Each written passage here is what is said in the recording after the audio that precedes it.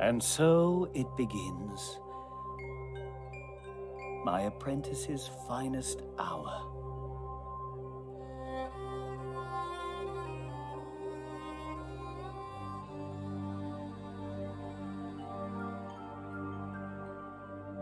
If only I had been there.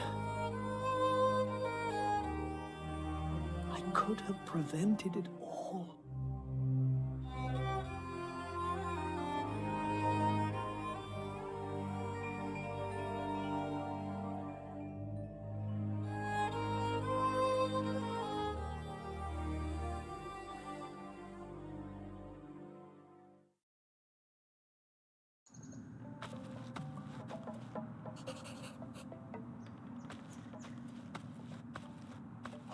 Oh, who are you?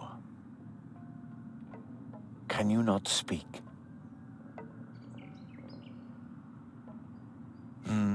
Does that mean you don't know? Are you lost?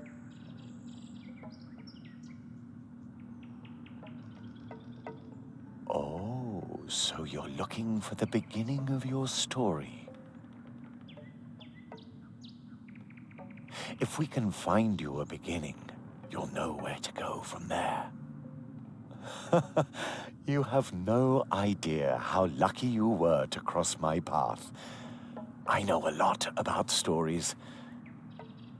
I hope you aren't just here to steal one of mine. You aren't, are you? All right, to find your beginning, we must look for something that feels like once upon a time. Follow me.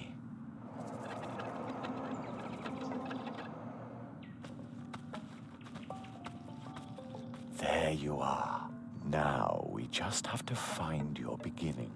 Even if you lose yourself, beginnings can be found anywhere, and only those who start can find their way.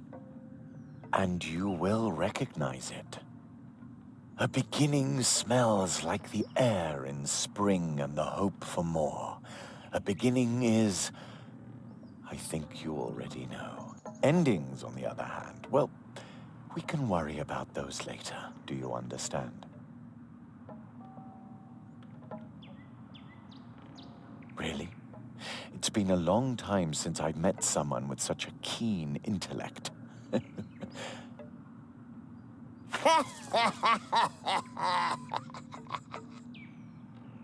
Did you hear something? The fog must be playing tricks on my imagination. It's gotten cold, don't you think? Follow me.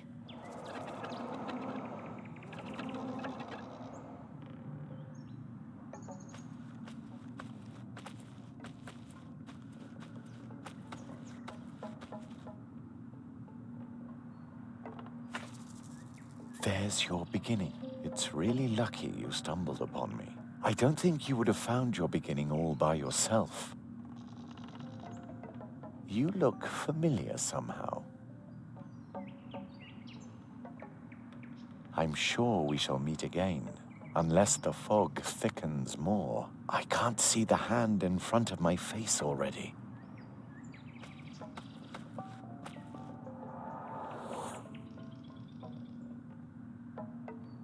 Strange fellow. He reminds me of a character in one of my old tales. I hope he finds his way. Not even I could say where he'll end up if he doesn't, or when, even. So, let's help his beginning along a bit. Ah, this beginning rhymes. I must note it down right away.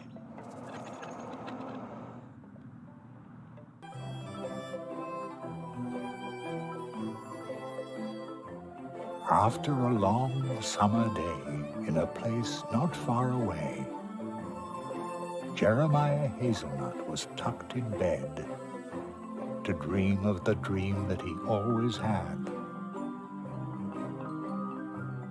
Each night to his mother, Jerry did say, I want to be a magician one day. And each night she would reply, as mothers do. One day, sweet son, your dream will come true. And as mothers do, she whispers, Good night. soon Jeremiah Hazelnut would sleep tight. And soon, very soon, as dreams sometimes do, the dream that he had would come true.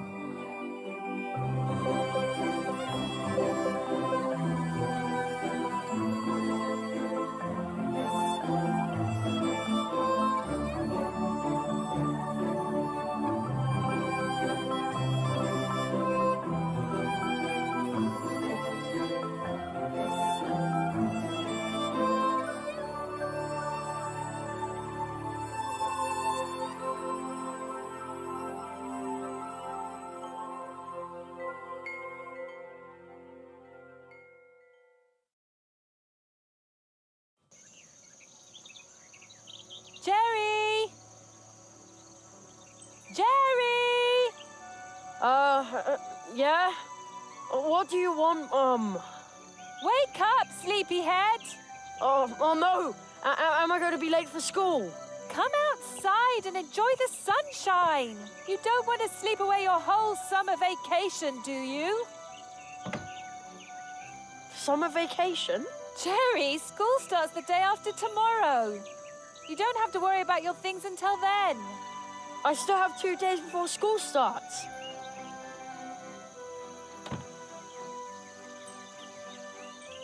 I've still 2 whole days of adventure left. Ha ha!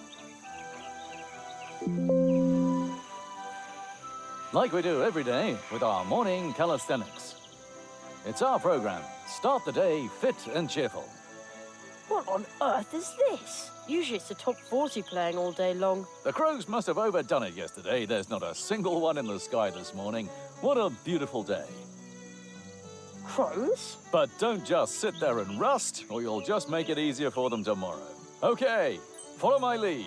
If you don't want to listen to our program, then go ahead and start your day any way you like.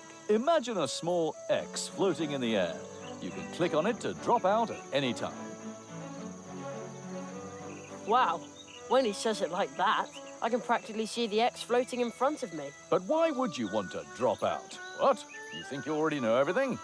Smart aleck. Touch the radio. Imagine a mouse pointer. Move it to the radio and then click with the left mouse button.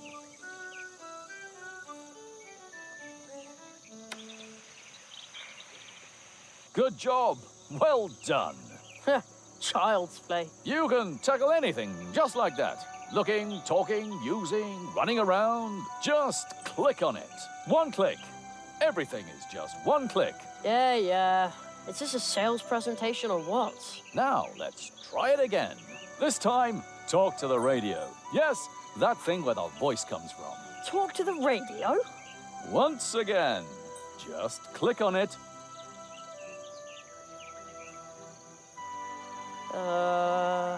Hello? Hello. You did very well. Thanks, but how? One click. Everything is just one click. Did you notice how your muscles and sinews stretch when you click on something? Doesn't that feel good? He's right. I ought to do morning calisthenics more often. You're probably thinking, I ought to do morning calisthenics more often. Man, he's good. And you know what? What? You can. It's our program. Start the day fit and cheerful. And on we go.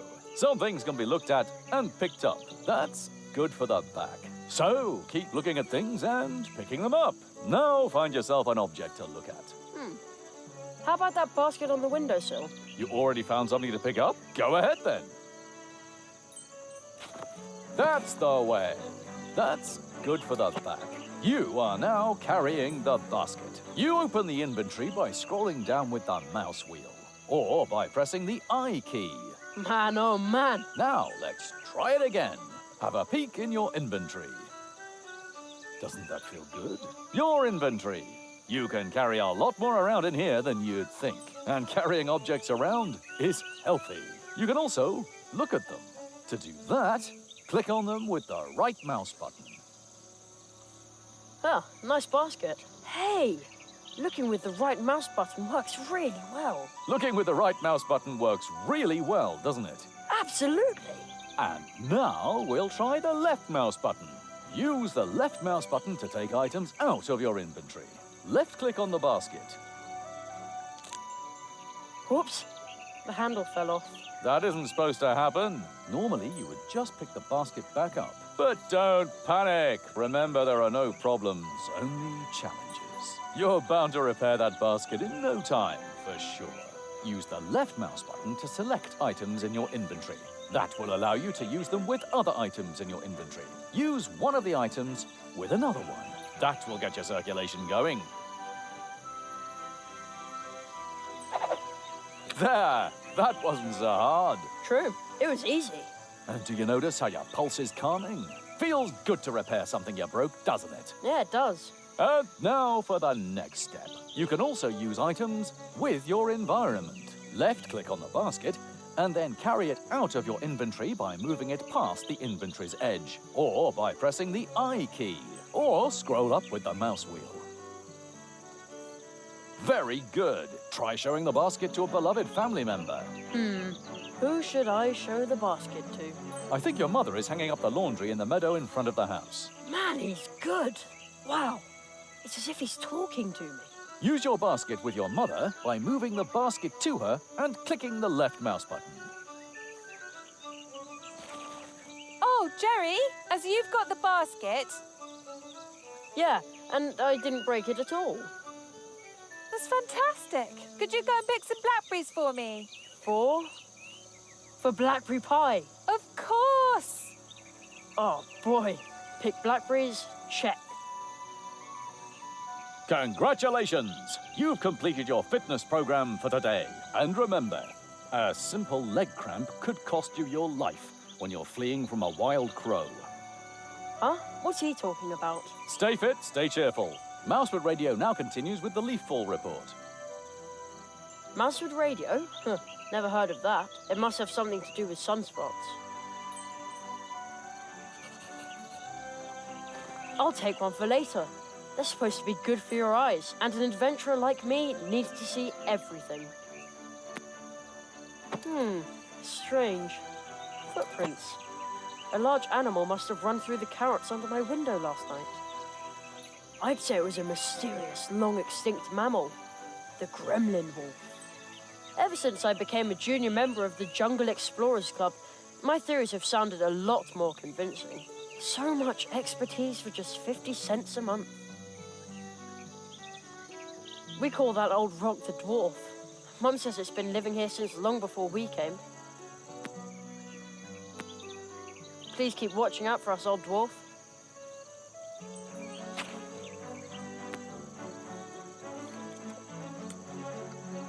Sweet and juicy. Jerry! I'm okay, Mum. I won't eat them all. What? Jerry, I just want to remind you to pack your things for school tomorrow. Yeah, I'll do it. School.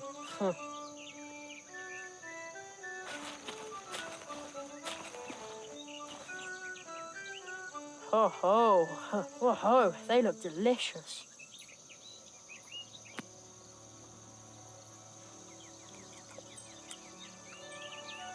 Ugh, they're sour. Ugh. Why do red currants always trick me like that? It must be the bright red color.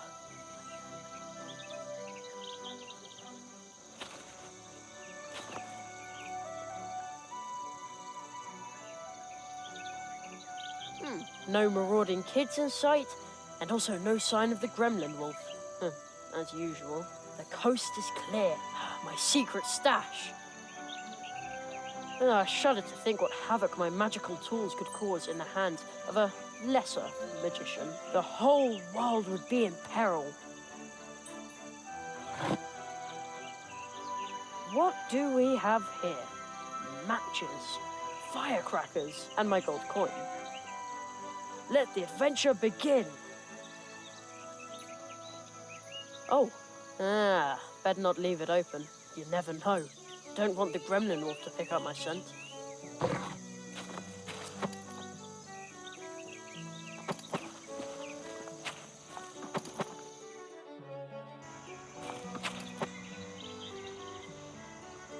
Who dumps their trash here in the woods?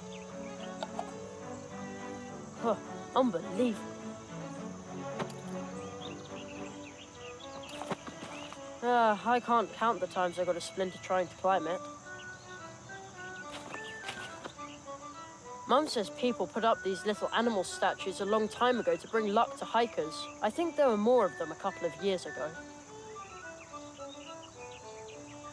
You made yourself comfortable, lazy bones.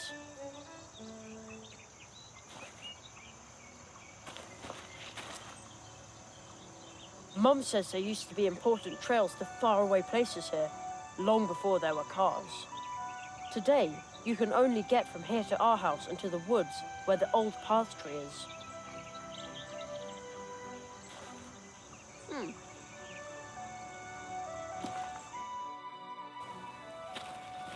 It's so quiet here, like the town is miles away. I used to fish for tadpoles here. The water actually looks pretty clear, but sometimes it smells just awful.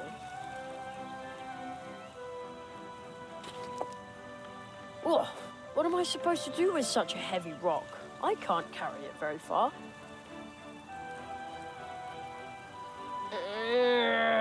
I'll put the heavy rock back. That's really hard on the arms.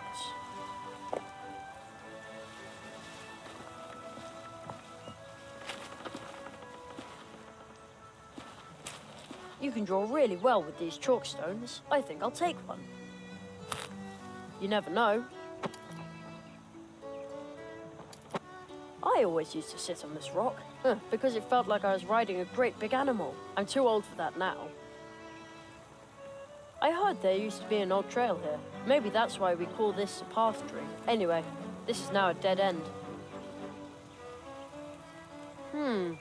One of my books says that mushrooms only grow in circles in special places, near entrances to the realm of the fairies. But it also says that fairies can be really, really unfriendly. I'd rather not meet any.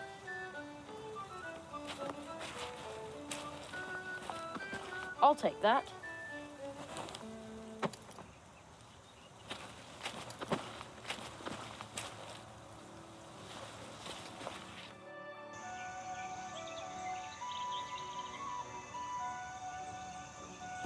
Ha, I could do this in my sleep.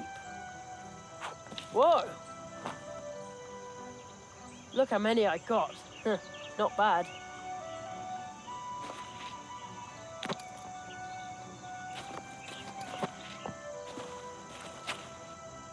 The town looks so grey again today. When I was young, there was nothing but fields here as far as you could see. No, but seriously, since they built the supermarket next to the school, it looks even worse down there. School. Only 2 days of summer vacation left. Then I'll be stuck down there in a classroom again. Now that's an even worse thought. Although, that means there's still 2 days of adventure left. Sometimes I think the statue looks greedy. Other times I think it looks needy. I wonder why.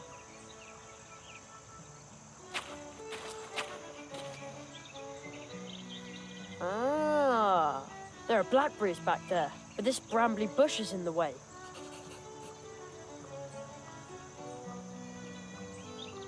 All right, I have no other choice.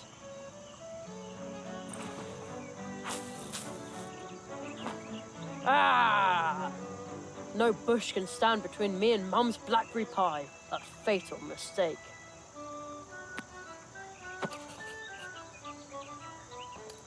They look like they can't wait to be picked. They go into the basket.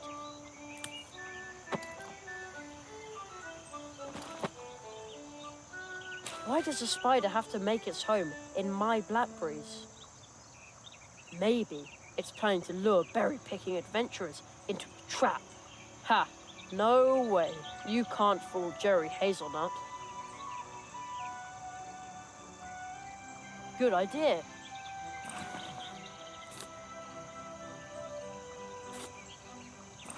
Now it's off. They also look like they need picking. They're screaming to be picked.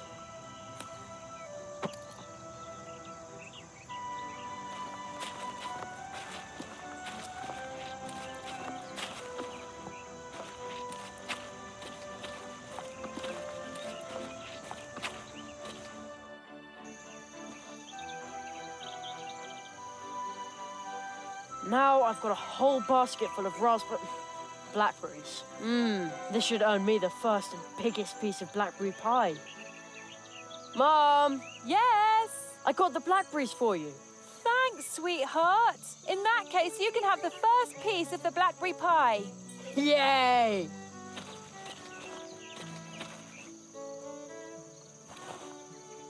Wait a sec. Only the first piece. And the biggest, Jerry. And so the hazelnut family narrowly escapes a diplomatic incident. Huh?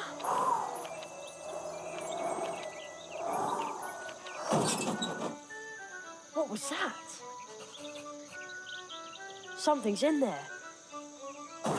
Whoa, holy cow. Oh, okay. Be brave. As long as it's not a gremlin wolf, there's nothing to be afraid of. I bet it's just a pesky raccoon.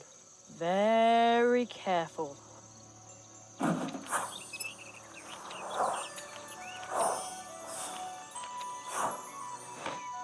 What was that?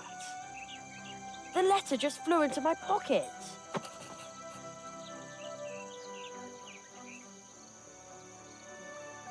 And there's no return address. Let's see what's inside. There's a weird symbol in the poem underneath it. How he made a carrot flame after drawing on rock a symbol all in white. Grinding white to powder makes it right. Then add black in turn, the kind you should be loath to burn. Black and white as they combine, the inside of your vessel line. Then 3 more things: tree skin, tree fruit, and lastly but not least, a root. At the crossroads, draw a circle with the powder mix obtained. Put the vessel in the center of the powder ring, thus gained. Set the circle bang on fire. The carrot flame leaps higher and higher, and I will swallow it in haste to enjoy the lovely taste.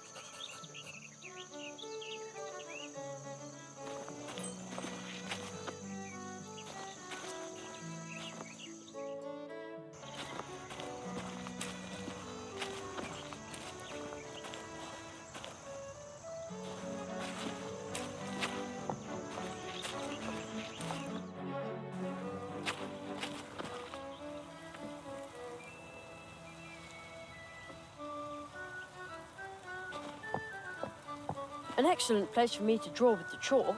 I will draw the symbol from the flying letter. There. Huh? Squirrels? How cute. It almost seems like they want to tell me something. And now they're gone again. Looks like they left something by the mushrooms. How strange. The squirrels left a piece of bark here in the mushroom circle. I'd better take that.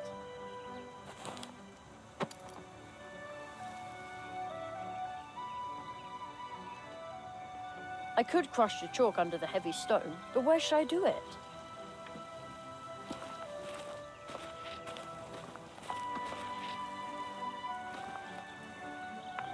Crumbled chalk on rock ledge. An installation by Jerry Hazelnut. Whoa, what am I supposed to do with such a heavy rock? I can't carry it very far. That's really hard on the arms. Bam! It pulverized the crumbly rock, just like the poem described. Pretty cool. Now I've got fine white chalk powder. Ah, feels good in my hands.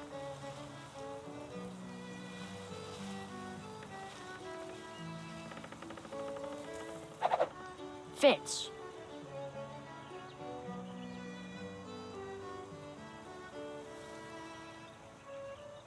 It's in.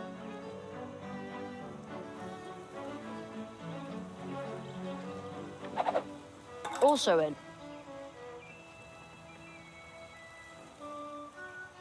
Yep.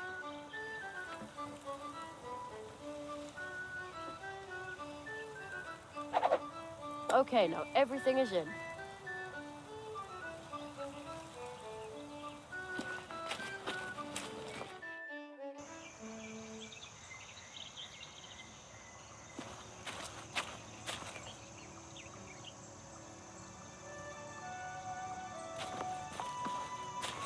Okay, That should do the trick.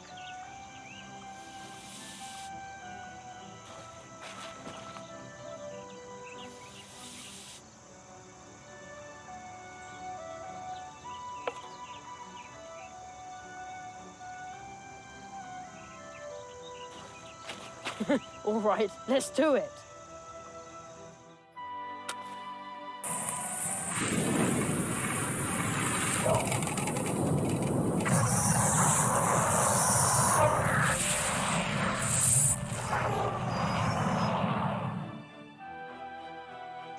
Impossible. The trunk came out of nowhere. It's an impossible trunk. And I conjured it up. Yeah! I knew it. Practice makes perfect. Hazelnut is nuts, they said. There's no such thing as magic, they said. They'll all eat their words.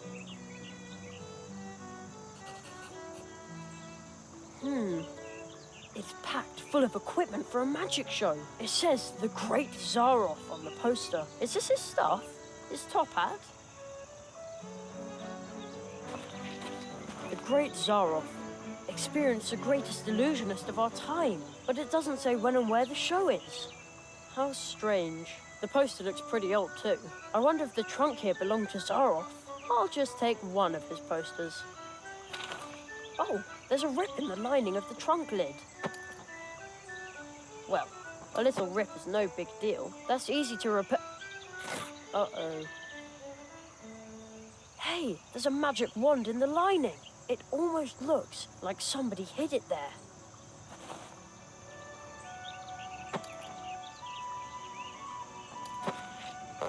Whoa, holy cow. What? Again? Man, oh man, magicians really need nerves of steel. Top hat and magic wand. All right, Jerry, the time has come. You've been training for this for years. So, abraca.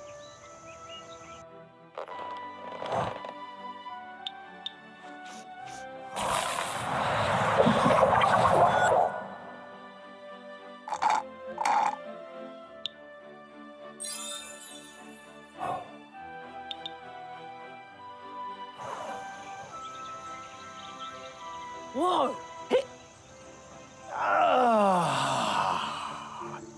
It's been decades since I last drank a carrot flame. Permit me to introduce myself.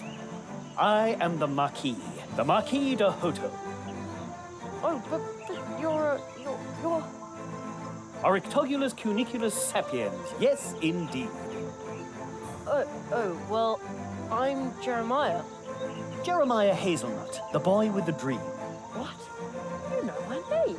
I know much more than that. Your summer vacation ends the day after tomorrow. That's right. Unfortunately. Mathematics, leaky pens, hard wooden benches, dry chalk dust. You human children are so brave. Yet you dream of more. The murmur of the leaves in the wind. It reminds me of home. Where's that? My home? It's where I'm remembered. Yes, but where exactly? I can scarcely remember. The fog. What? Jerry, tell me, what's your greatest dream?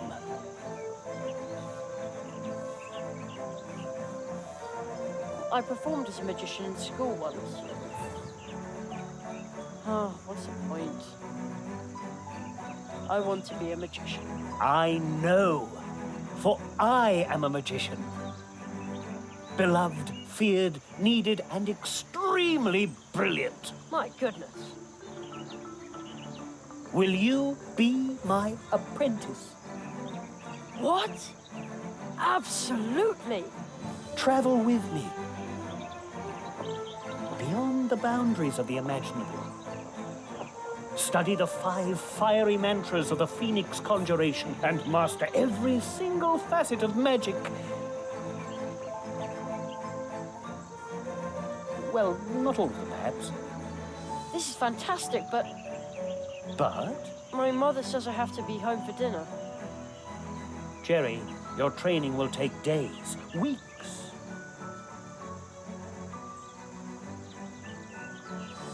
Then I probably won't be able to.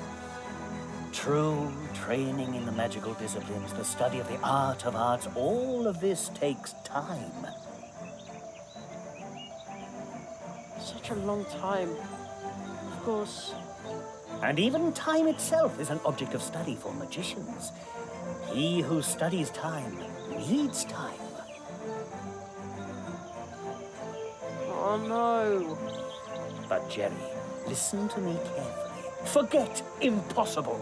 For a magician, nothing is impossible. On a day in summer vacation, anything is possible. I promise you that you'll be back in time for dinner. Are you ready to trust me, Jeremiah Hazelnut? I am. You carry a certain coin.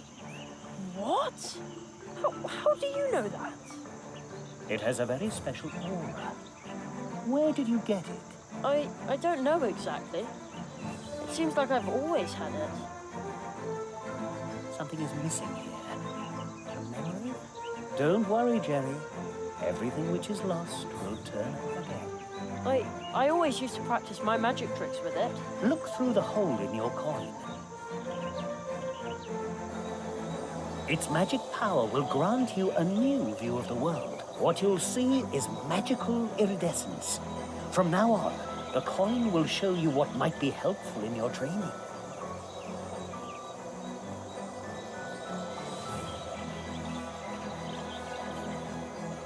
Magical iridescence? Oh, the coin. All of a sudden it tingles on my skin. Take good care of your coin. My magic will protect you from being forgotten when we leave this world. We're leaving this world. We have no time to lose. After all, you want to be home in time for dinner. You will need this.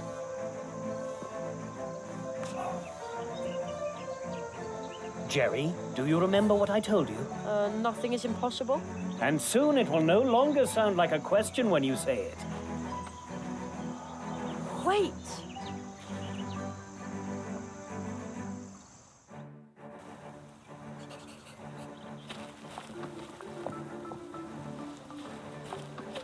Do you know this place, Jerry?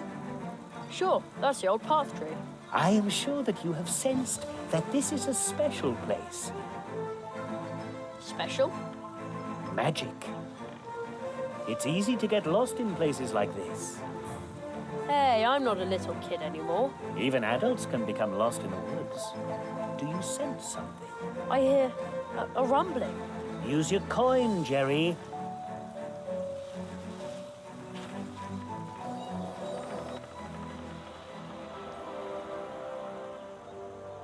Oh man, a toad. It's gigantic. The magic of this place allows it to survive here and grow, forgotten by time. But just as with any other power, magic too can be misused, like the power of this portal tree. Then we intervene.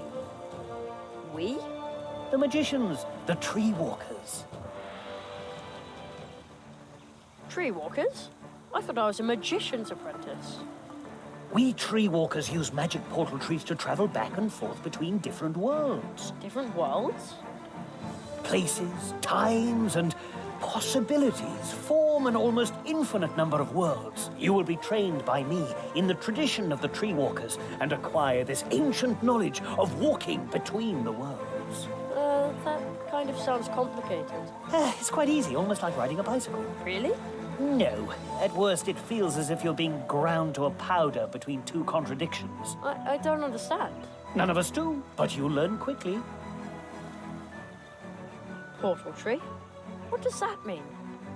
Portal trees are trees with roots that reach deep into the fabric of reality, so deeply that they exist in more than one place and time, creating magical connections. Some use these connections to move back and forth among the worlds, as do we tree walkers.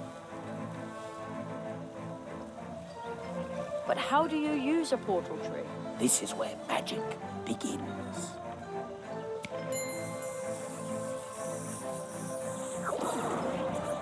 Wow. Go through the portal, Jerry. From now on, casting magic and wandering between worlds will be an important part of your life.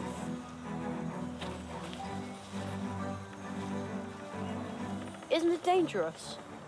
I mean... Hey! Whoa!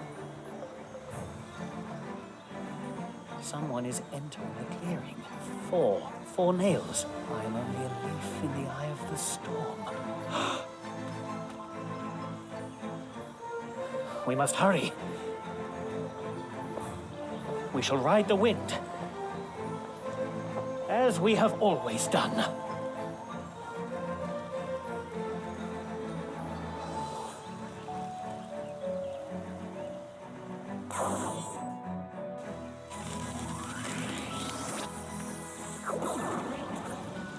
Hey! Whoa!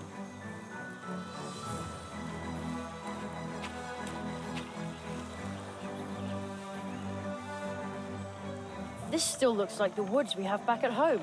Only somehow... Here we are.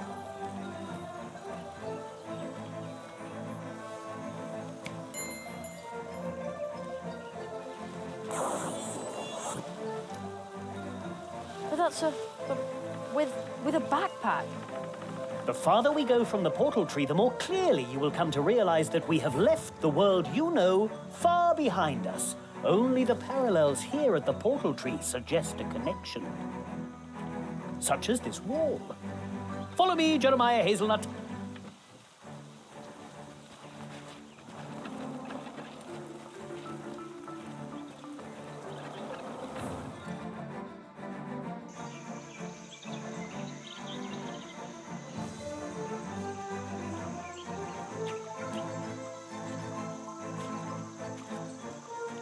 I promised you magic. Another world. Before you, Jerry, lies Mousewood. Wow!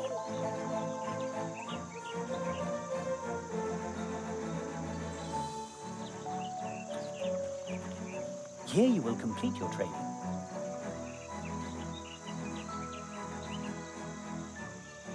But where's the school? And all the teachers nice? This world is more magical than yours. Its trees send their roots deep into the earth and create connections like the one we use to get here. This world will be your school, and its inhabitants will teach you many things. This place may seem unusual to you, but soon it will be an important part of your life. And then, once your training is complete, you will see the world with the eyes of a tree walker. So follow me, young hazelnut. Oh, wait.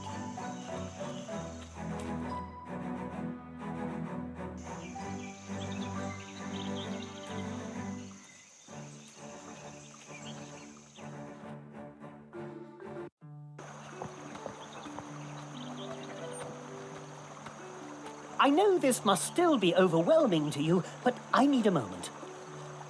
Just wait here. I'll be right back. I'm going to announce you to the town council. All right.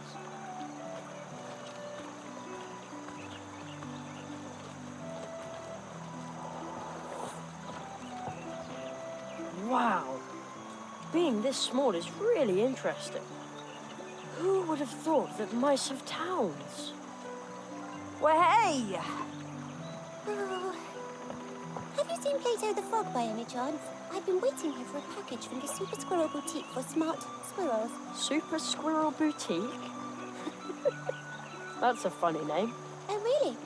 So what's your name? Me? I'm Jerry. Oh, I think Jerry is a very funny name. And I bet you don't make drop-dead stylish accessories. No. I have absolutely no idea what you're talking about. You see, I'll just keep waiting for Plato and my package then.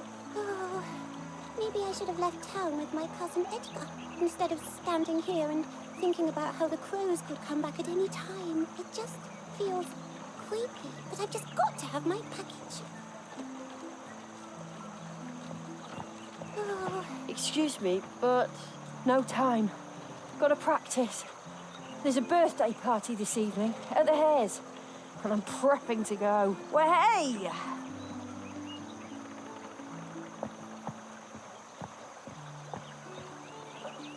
What a strange-looking squirrel. He looks so daring. Like he has a lot of stories to tell. Daring? No, not at all. Don't you see all these maps? What? Oh, so you're a map maker. Oh, hardly. I'm a traveler. Is this your first time in Mousewood? No, come and see me later at the barrier. Just walk up the ramp to the right of the town gate.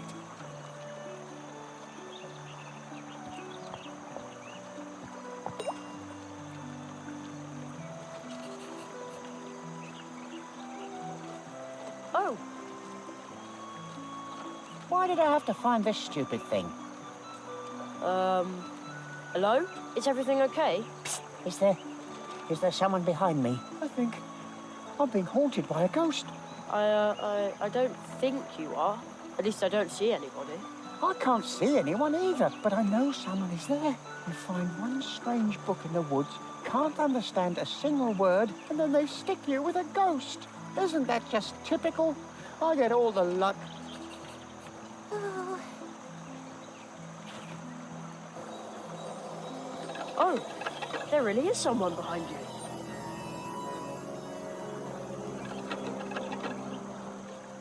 Now he's gone. I knew it. Oh, lucky me. Oh, how liberating. What did the ghost look like? Well, he had a pebble head, and his arms were twigs and leaves. Really? That must have been a wood sprite. I didn't think they were real. You know what? Here, take it. I found it in the woods. Maybe the book belongs to the wood sprite. If you see him, you can give it back to him.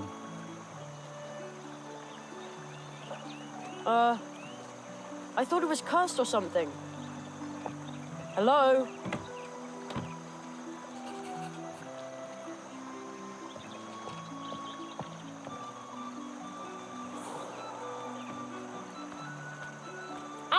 There you are. Come, Jerry. I want to introduce you to someone.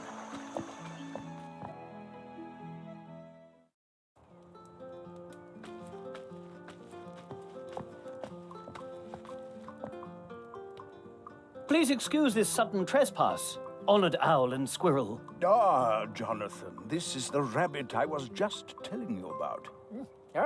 Oh, but that's holy dormouse. Those eyes that have seen countless worlds.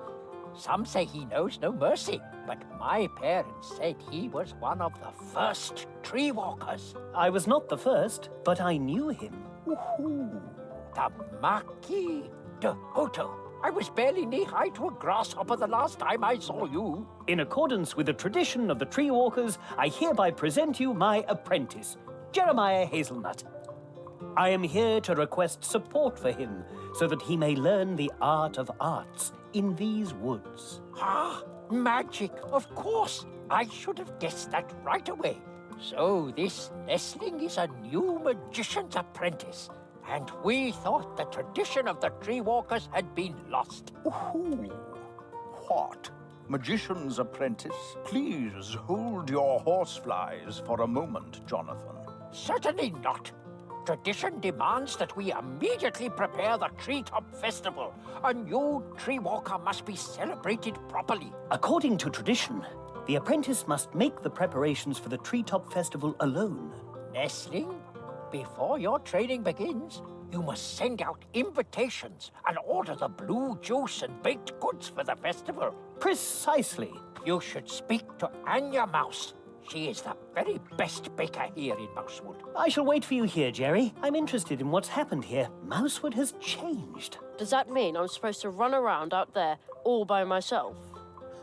I trust that you can take care of yourself. It's still summer vacation. This is your adventure, Jerry. Do you think you can do it?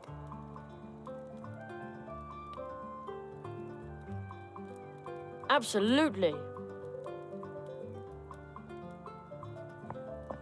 Oh, stop! But don't step on the books. Shouldn't somebody tidy them up? That's what I'm doing. But Conrad's niece, Ursula, keeps mixing them up again. Huh?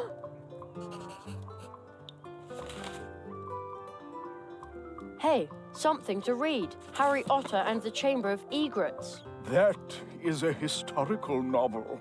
Ooh. Shouldn't somebody tidy them up? That's what I'm doing. But Conrad's niece, Ursula, keeps mixing them up again. I always tell people the crows caused the mess, and Ursula makes sure that it stays that way.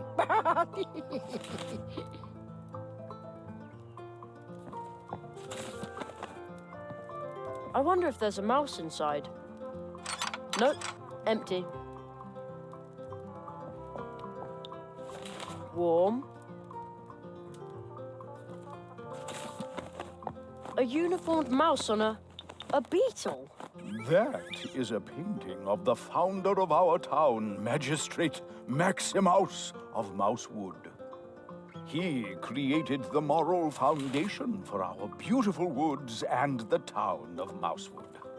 Moral foundation? The not intended for consumption pact, which decrees that if it lives and breathes, then it is not food.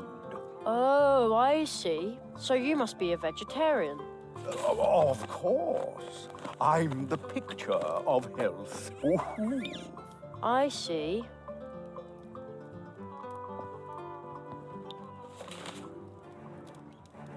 What exactly am I supposed to do now? According to tradition, the apprentice must make the preparations for the Treetop Festival alone. Nestling, before your training begins, you must send out invitations and order the blue juice and baked goods for the festival. That is the tradition. You should speak to Anya Mouse. She is the very best baker here in Mousewood. What is the Treetop Festival? Mr. Squirrel, honored guests, please settle down. The Treetop Festival is going to take place 1 month from now. No. The Treetop Festival is traditionally held for every new tree walker apprentice once he has completed his training. So it was in the past, and so it is today. Perhaps it really has been too long since I was here. What is that? Oh. That is magic. And an invitation to the Treetop Festival from your city archives that's over 90 years old. You see, Conrad? Jerry, take this invitation. Also this magic postage stamp. What's it for? You'll find out once you place it on an envelope.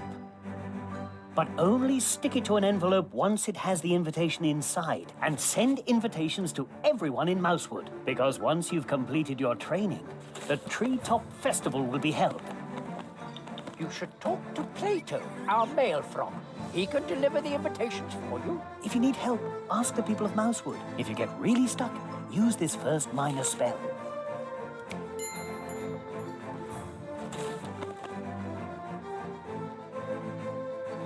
How does it work? With the Advice Seeker, you can enter into contact with me through your thoughts, and I will give you a hint that you will hopefully find helpful. With this spell and your magic coin, be confident that you can face any challenge awaiting you. I'll wait here for you, Jerry. Treetop Festival? I thought I was going to be a magician. Your magical training will begin after the preparations for the festival. You have so much still ahead of you. Oh, I envy you. But there isn't much time.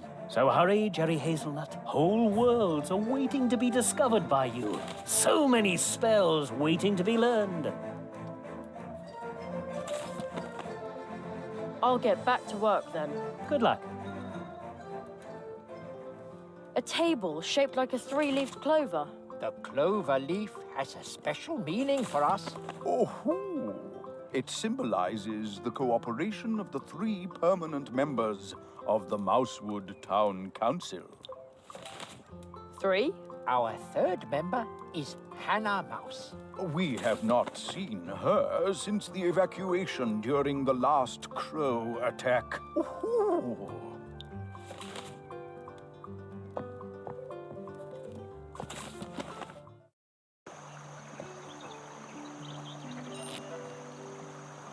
A sticker.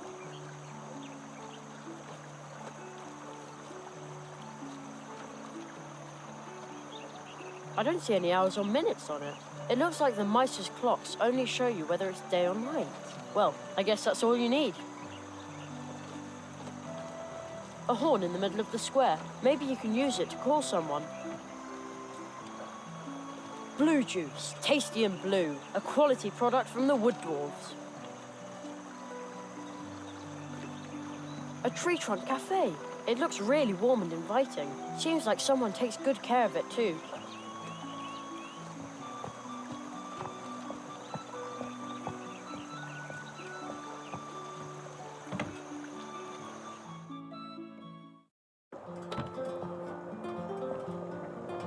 It sure smells good in here.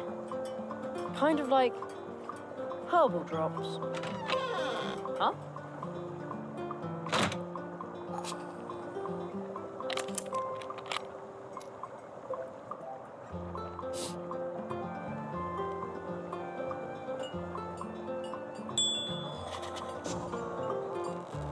Extravagant.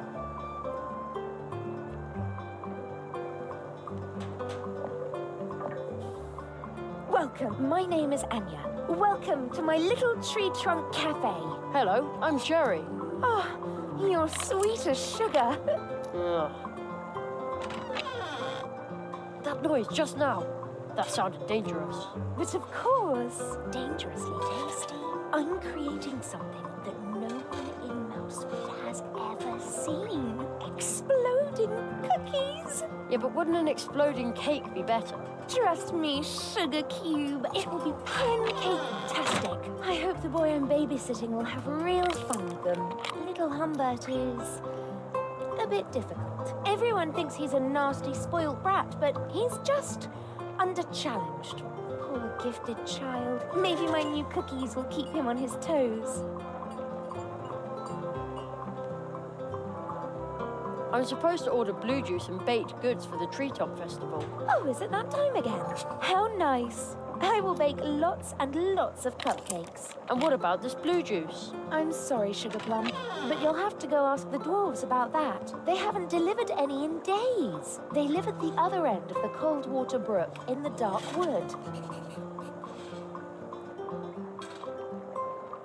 See you later. Take care. Hello. Good day, my friend. Wait a second. I know that voice.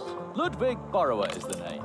Swamp Radio 103.6 5. Mole in the morning, mole at noon, and mole in the evening. Right. I heard you on the radio once. Yes, unfortunately, the swamp path is still flooded, so I can't continue. I would love to broadcast again. I've been broadcasting from the swamp ever since the crows pulled apart my old transmitter. So you're a radio DJ? Yes, unfortunately, the swamp path is still flooded, so I can't continue. I would love to broadcast again. I've been broadcasting from the swamp ever since the crows pulled apart my old transmitter. Swamp Radio 103.6 5. Mole in the morning, mole at noon, and mole in the evening. Is there any hope that you'll be transmitting again soon? With all the moisture that creeps into my transmitter in the swamp? Never. Someone might complain about my watered-down contributions. What? But your fans... They'll say my jokes are all wet. How will you explain to your fans that you're quitting? With Dan pies. Because everything's flooded, right?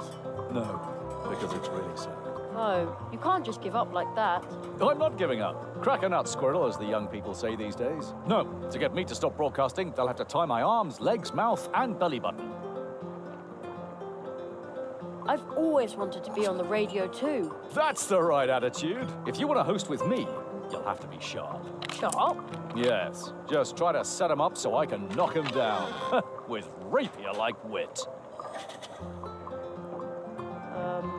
Yes? What should I say? Oh, something funny. Oh. Okay. Well, why did the chicken cross the road? Ooh, that's no good. That'll go down very badly here in Mousewood, believe me. Oh, okay. Try to come up with something more appropriate for our audience. We'll try again. I have to be going. See you soon. And remember, Swamp Radio 103.6 5. Mole in the morning, mole at noon, and mole in the evening.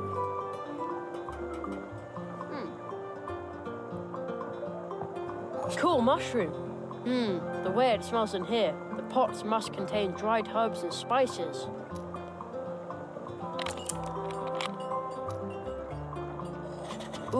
nightcap, sleeping drops. It says a bottle costs 1 leaf buck. I don't have any leaf bucks, not even one.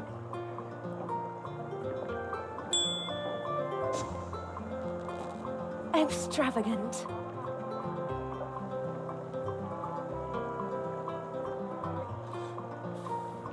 How can I help you? As far as that, under-challenged Humbert goes, have you found an interesting hobby for Humbert? Not yet, alas. Oh, too bad. See you later. Take care.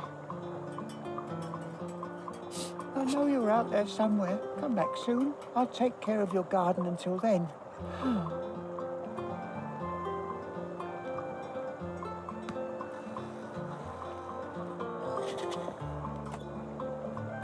Locked. The mouse with the backpack just locked it with that key next to the door. Maybe I can somehow get the mouse to leave the door open when it comes in from the garden. Then I could walk in and out in peace.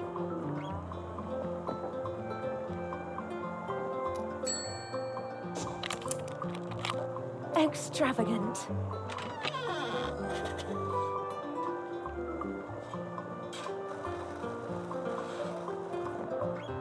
Hello, young man. That's what old Uli would have said now. Who's old Uli?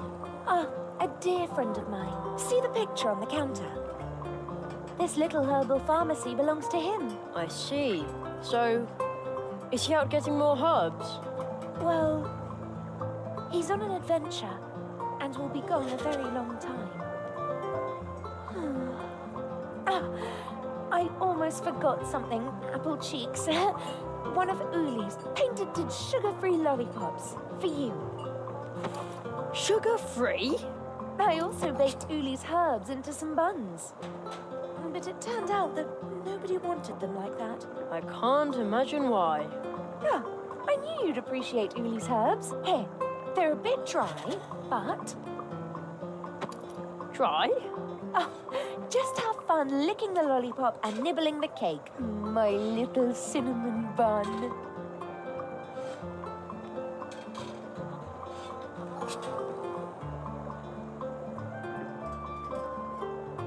There's a sign. Roof terrace closed. Danger of abduction by crows.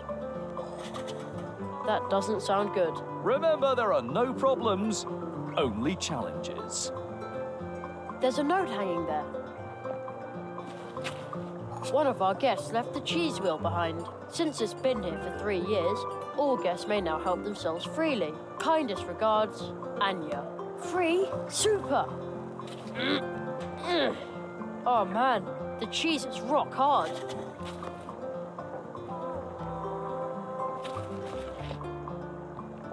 One hot coffee. That won't work.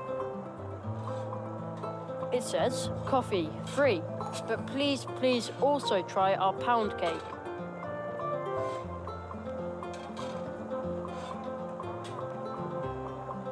It's off.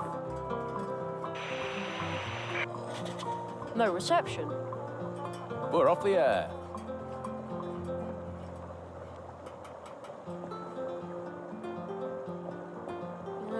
No, that won't do any good.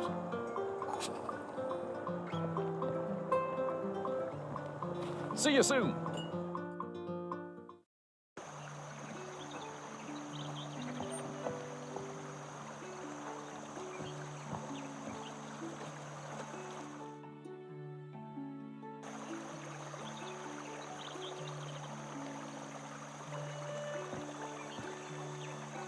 It says to the path tree. How weird. We call it the same thing.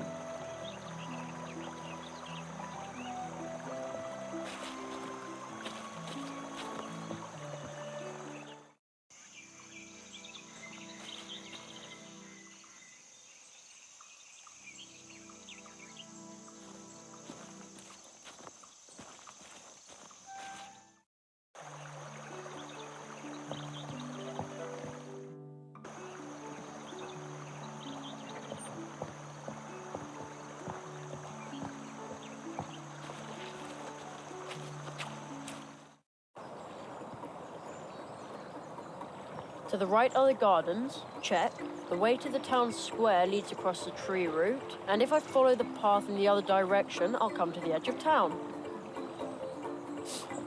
Nice garden. Just look with your eyes. No touching. Hey. Hey, you. This is private property.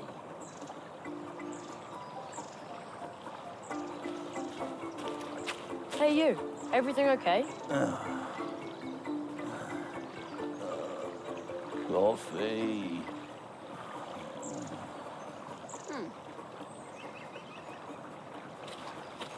Somebody's shirking dish duty. I'm meditating.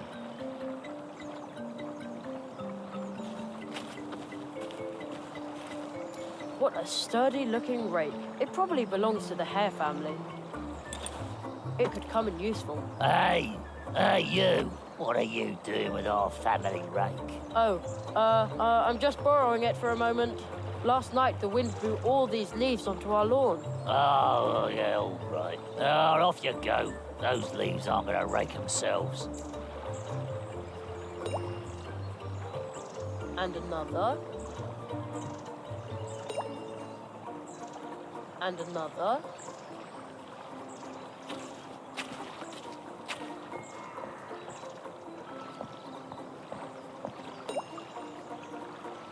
Another one.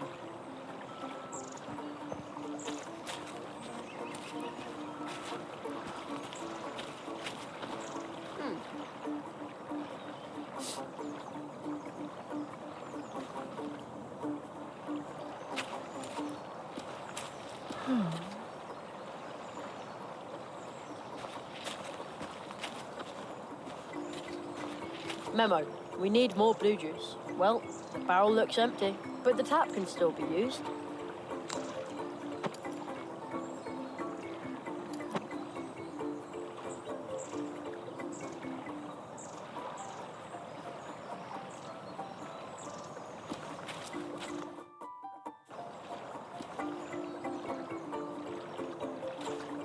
There's not even one bee inside, but judging by the sweet smell, the bee's only just left.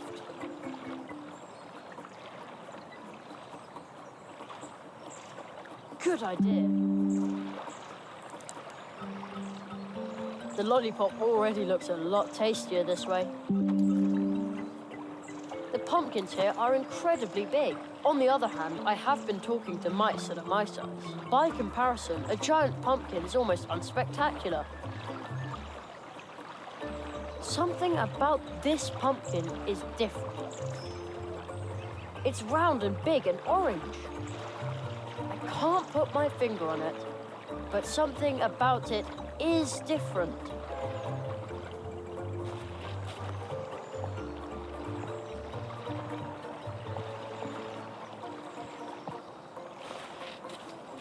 Hedgehog Brothers Carpentry. What can we do for you today? Nobody here.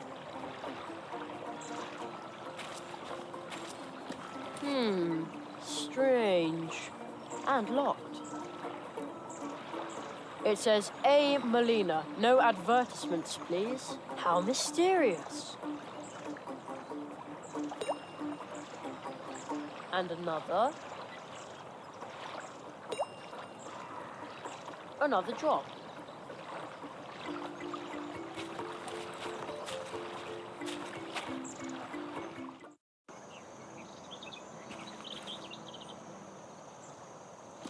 They smell earthy.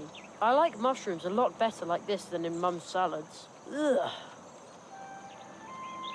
Nice view. From here you can see the cafe and the city wall. And one of the Mouse Guard's cannons.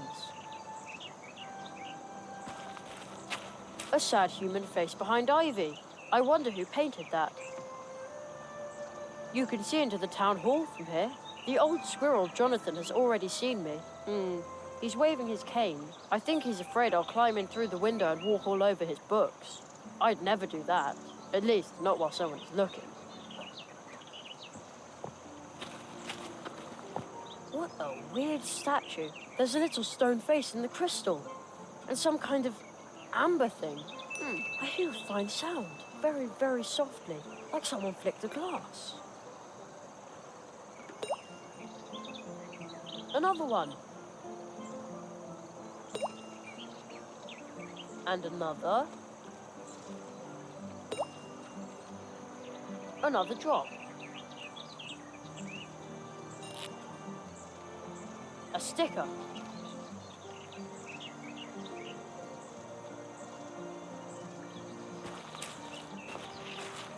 Step right up and admire the goods, but make sure that your eyes stay in your head. Although that wouldn't be a problem, because we have outstanding glass eyes among all the things you can buy here at ridiculously low prices. Ridiculously low. At Church Mouse and Son. Glass eyes? And much more. The traveling merchants, Church Mouse and Son, have everything you've ever wanted, will want, and will need. Even though you don't know you want it, will want it, or will need to have wanted it. You talk like an actor. Funny you should say that, but let's get down to business. What do you need, boy? Church Mouse and Son have everything.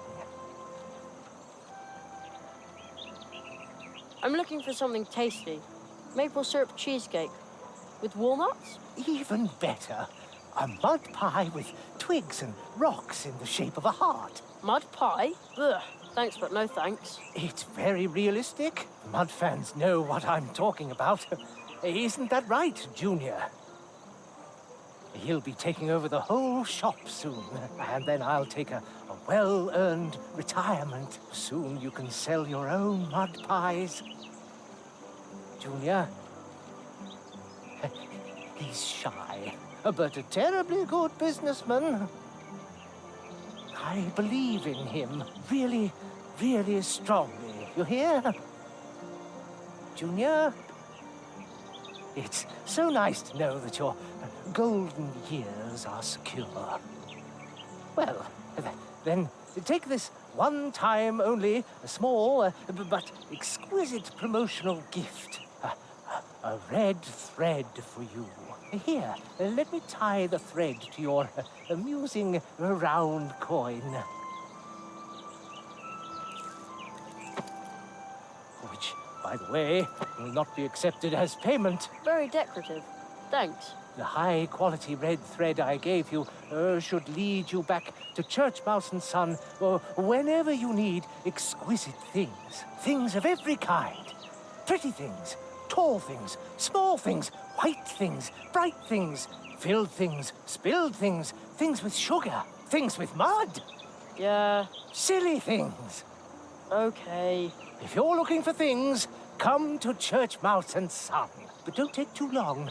Soon I'll be handing my business over to my talented son, so that I can retire to the Coconut Palm Islands. We're still saving up enough money for the trip. Isn't that right, Junior? Junior? Thank you. I'll be sure to come in if I need... Things! Need things. We have stuff, too. All right, things and stuff. And junk. Things, stuff, and junk. Now you've got it.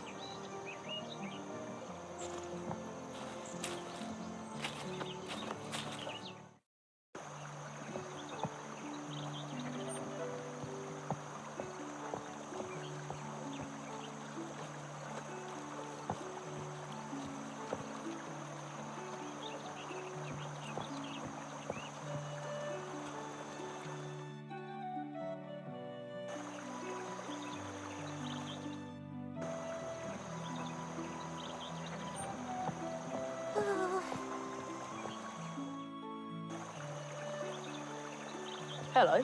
Why are you up here? I was assigned to cannon duty. We had a big crow problem here. Well, we even had to evacuate the town. That sounds horrible.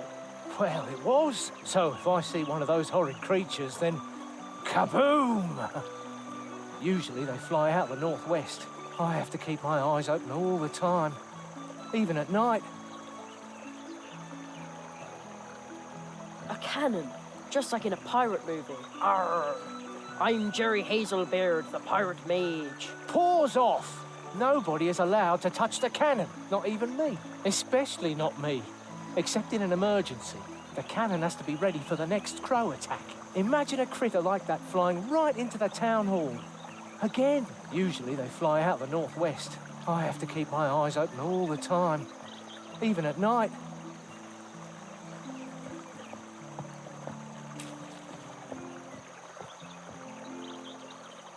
Hello, Mr. Squirrel.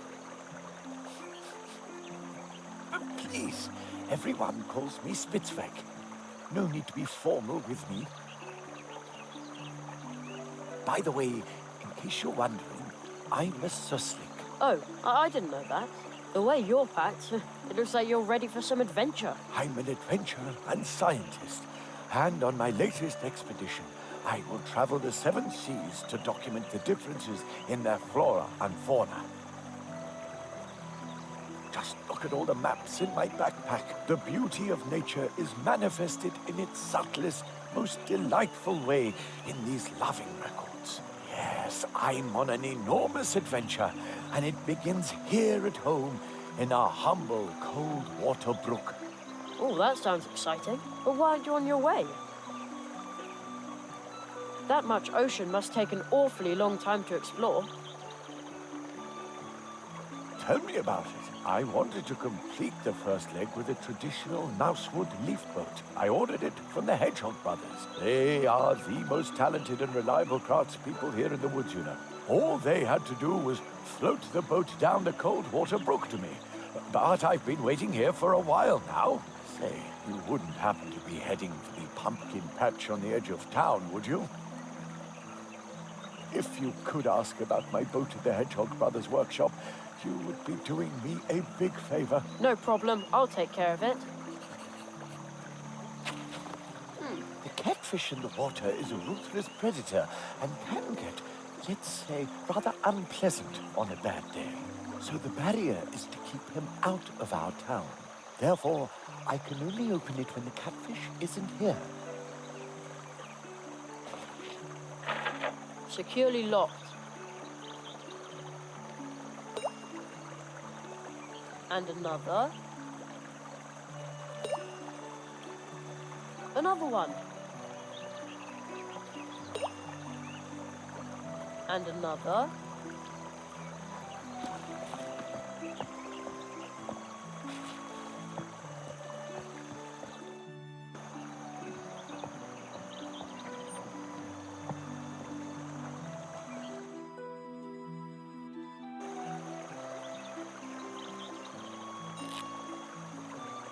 A sticker.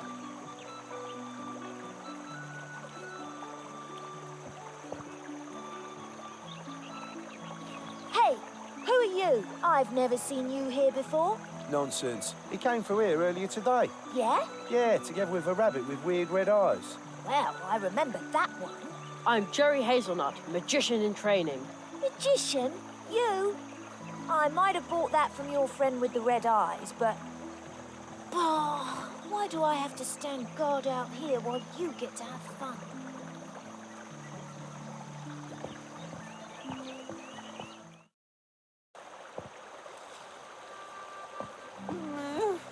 There's something written on the stone next to it. Talk to one another, deal with one another, live with one another. In remembrance of the regular meetings held on this brook to reconcile the differences between mice, squirrels, and other inhabitants of, the woods. Other inhabitants? I guess that would include me if I lived here. Halt! Who goes there? Ugh! What sort of hideous weasel are you? I just need to get past you for a second. Yeah, sure. What's the problem? No problem. Just pay 500 leaf bucks. Now. That's what it costs if you want to cross the Coldwater Brook Bridge. That's how much the troll costs. You mean toll? No, I mean troll. Leave the talking to those of us who don't make mistakes. But if we did that, the whole world might go silent. Everybody but me, that's right. Huh? And maybe my babysitter Anya. She says I'm an extremely gifted child. I can stand her, more or less. Well, almost. But how can we possibly negotiate if I'm not supposed to talk? Fine, fine. 300 leaf bucks. 300 leaf bucks? Oh, right. You must be a government official if you wield this kind of authority. Is there a magician's apprentice discount by any chance? Normally, magician's apprentices get financial aid. I have to cross the bridge for educational purposes. Educational purposes? Discount? Be glad you have the opportunity to get through here at all. 300 leaf bucks, that's the fee. Pay up or stay on your side of the bridge. It's no loss to us. I'll be back later then. What a little cutthroat! But I can't get into a fight with a little kid. I'm just too good-natured. I have to find a way to get over the bridge without dangling him over the side by one leg to teach him a lesson. Although...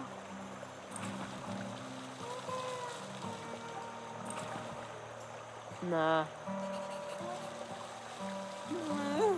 I'm so hungry.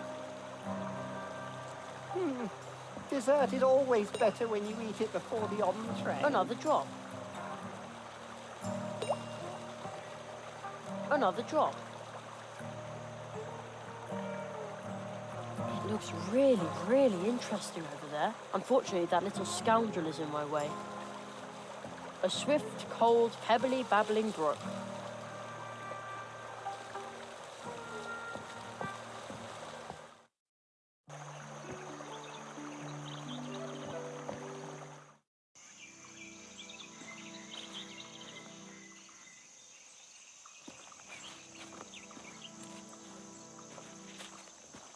There's an owl's wall here too, just like at home. Another drop. Another one.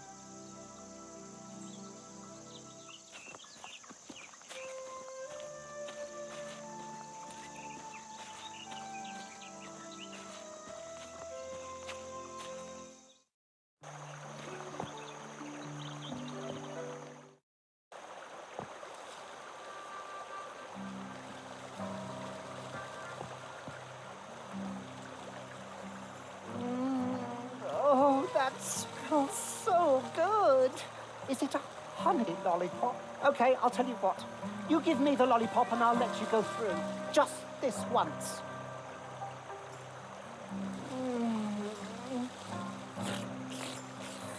Deliciously unhealthy. Actually, I think the honey made it even healthier. Can't be. Healthy things don't taste good. Since when are weird weasels like you health experts anyway? Seems like animals can do anything here. I wouldn't be at all surprised by a weasel that's a health expert.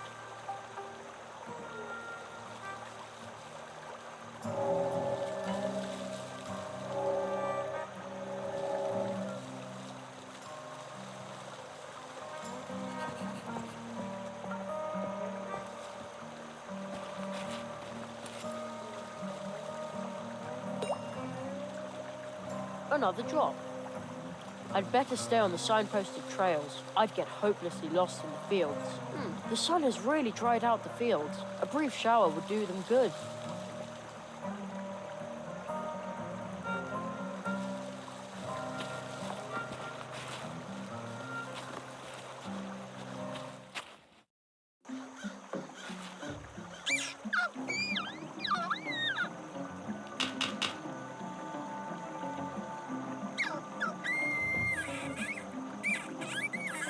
What was that?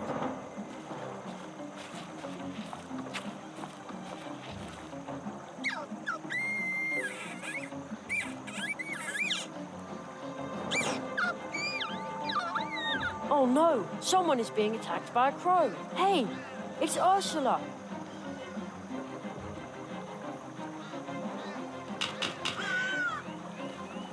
Well, if the pigeons in the park go for this kind of thing.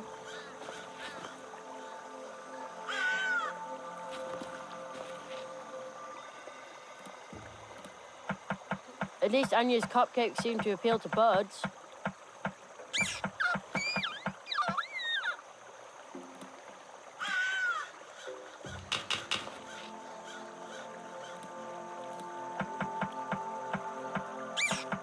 Maybe I can flick the antenna to chase off the crow, but I can't reach the antenna.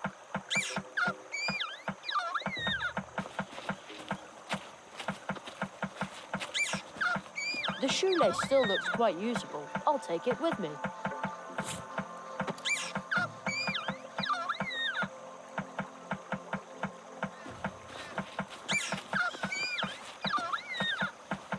Maybe I can use this to flick the antenna and give the crow a good whack. Gotcha! Drat, it won't budge. Oopsie. Oh well, who needs that antenna anyway? Now I can throw the rope just like a grappling hook.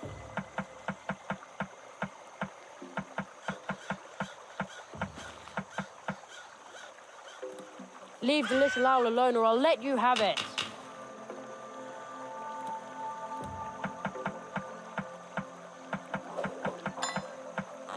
There, now you're in for it.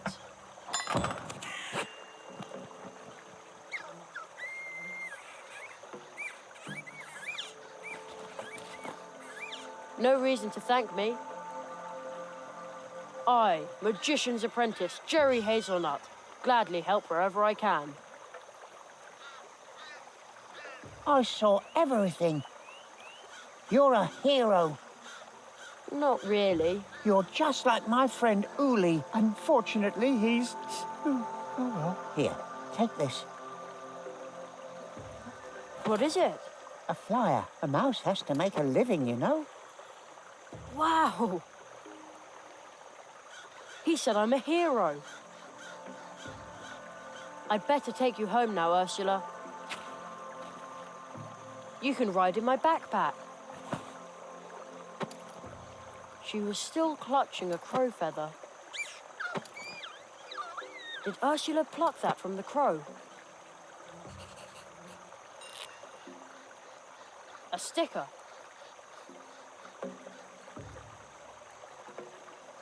The building collapsed.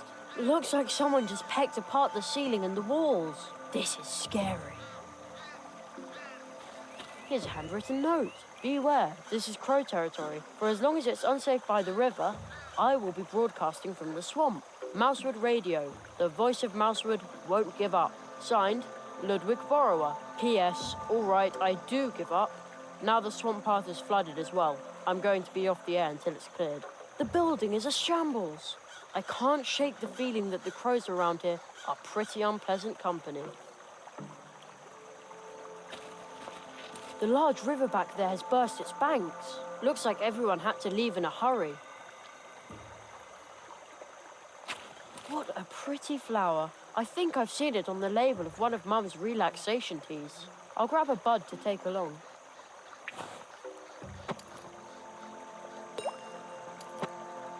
Another drop.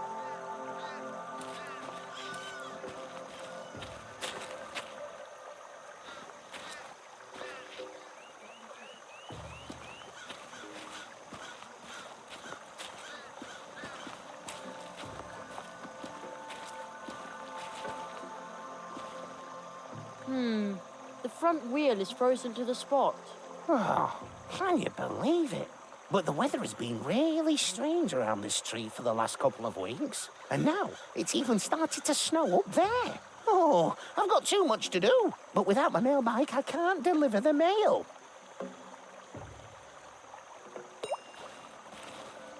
Another drop.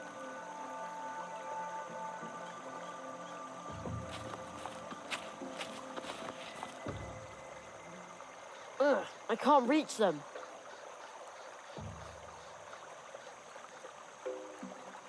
A stick won't help here.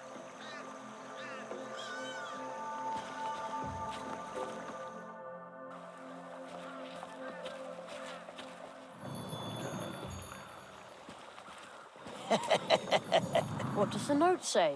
Quarantine. Our housemate Steinberg Wooddwarf has come down with a terrible disease. He is grouchy and grumpy and in a really bad mood. And now he is also sick and coughing and sneezing. Do not disturb. Until the quarantine ends, we are going to camp out in the cold woods on the muddy ground. Therefore, we are also grouchy and grumpy and in a really bad mood. Production of blue juice will be discontinued until Steinberg recovers. Soft steel and logger, wood dwarfs.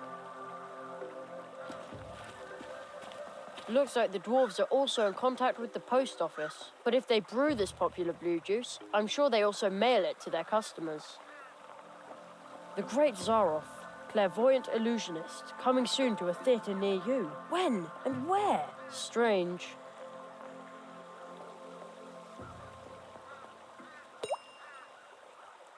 Another drop.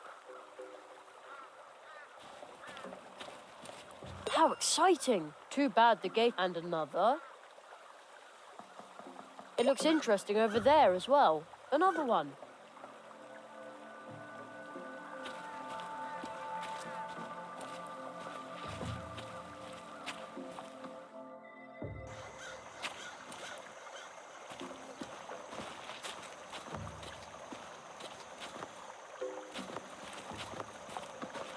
Well, if it isn't Jerry, the promising young tree walker that everyone's going on about. You wouldn't happen to have a fire spell handy, would you? That's me, but I'm still in training, you know. Gossip spreads fast here. I hope you realise that I was only joking about the fire spell.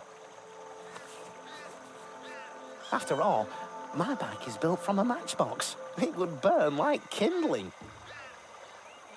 Are you Plato the mailman? Well, if these packages don't get delivered today, I'll just be plain old Plato the Frog. Oh.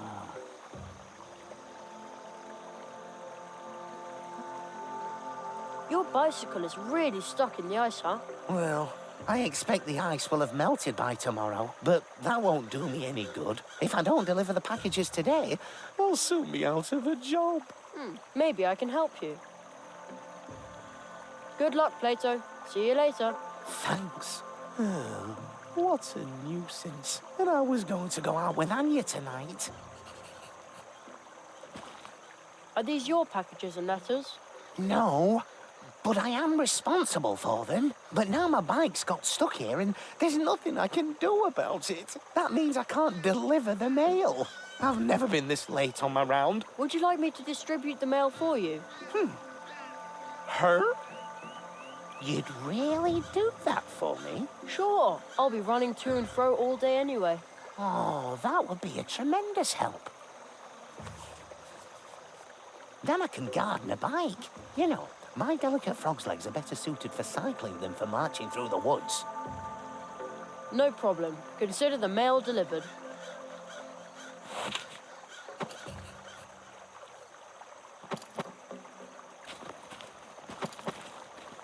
Blue juice. Every keg a treat. Only 2 leaf bucks. Take a jug for some good luck. A quality product from the friendly wood dwarves. There's an asterisk next to the word friendly and some small print at the bottom. The purchase or consumption of this wood dwarf product in no way obliges the wood dwarfs to treat their customers in a friendly manner.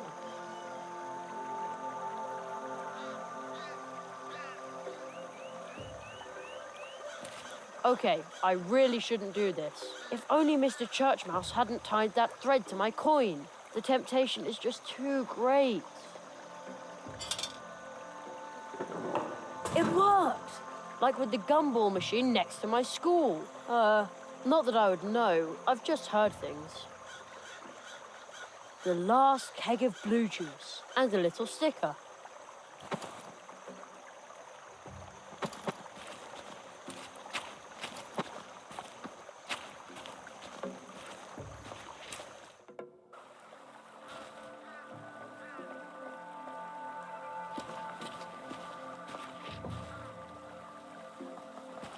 What kind of stone is that? It is firmly stuck. No idea what it is. Only a hollow tree stump with nothing in it. But I hear a whistling sound. The wind is blowing through the hollow trunk, moaning and whistling. It almost sounds like a tune. The organ music of the wind, the breath of the forest. How did I come up with that? Don't tell me I'm a poet too. Poet magician Jerry Hazelnut.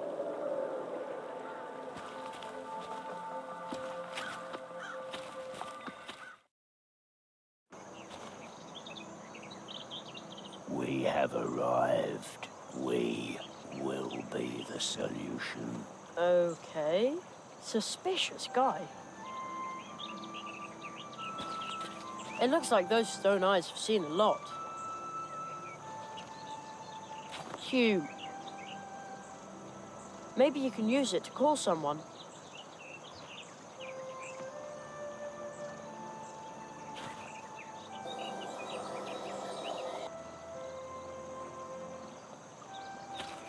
A fish scale. It's all dry and shimmers in lots of colours. Hey, it's really light.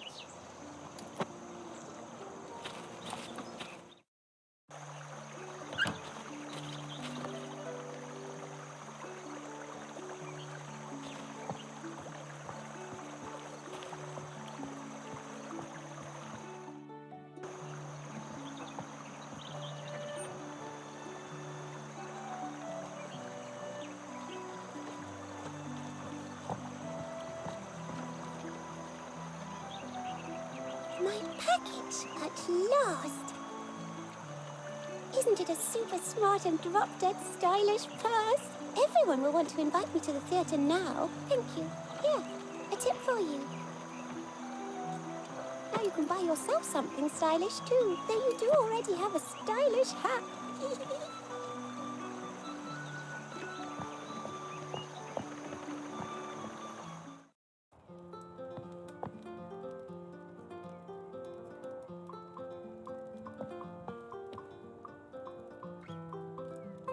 I found your niece. Little Ursula? Ooh. A crow attacked her. Oh, how is she? Tell me. Oh, She's fine.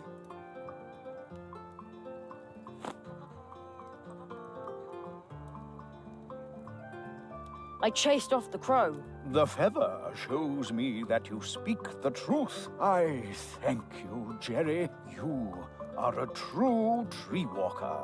That is what we call animals who help others in need. Oh. Good work, Jerry. I'm proud of you. It was nothing.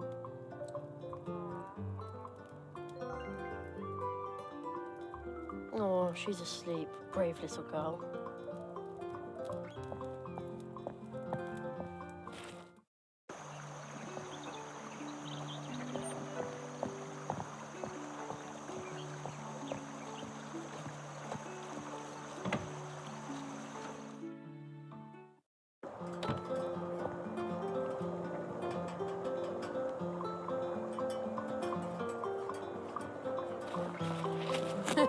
I'd say that worked pretty well.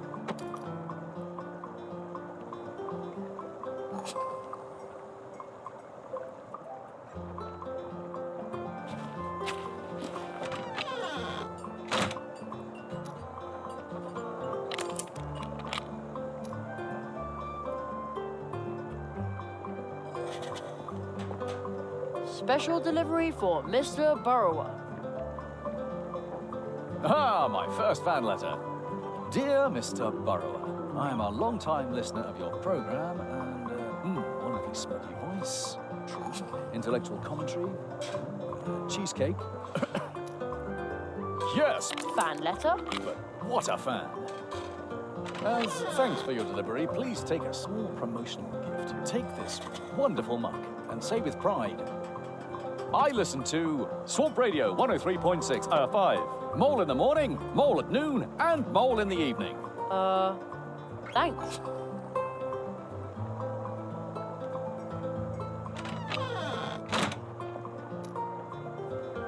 One hot coffee.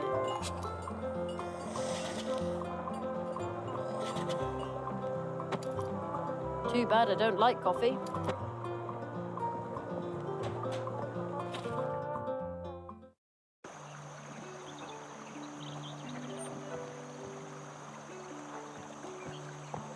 Oh.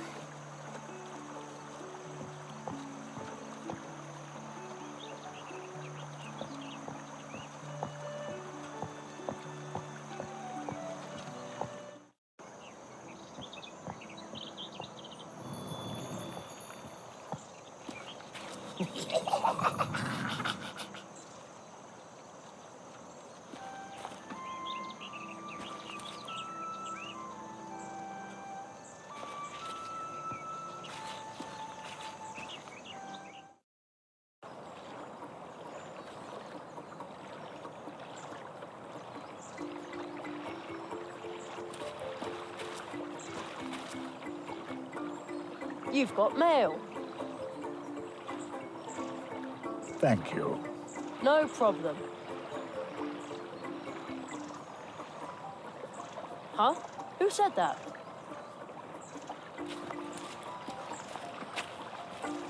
Are you the Hedgehog brothers? Yeah, we are. How can we help you? I'm Jerry, Magician's apprentice. Mr. Spitzweg sent me to ask about his boat. Ah, Spitzweg's probably been waiting at the catfish barrier for hours. Unfortunately, our tools have disappeared. They were brand new. I bet there's a green hat behind it. Ah, don't be silly. Our dad told us about green hats. We were 4 years old. Even so, they run around Mousewood, they're invisible, they steal tools, and they open up drafts and cause you to catch a cold. It's a fairy tale. And all those little footprints everywhere, are they a fairy tale too? I'll take a look around for your tools. Thanks. That'd be a big help.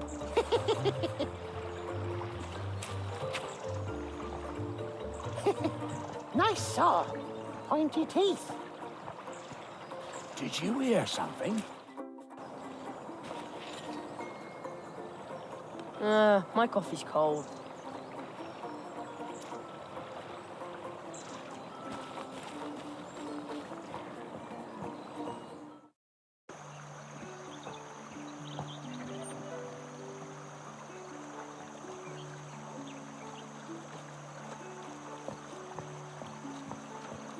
No, I promised Plato I would deliver the mail fast and reliably.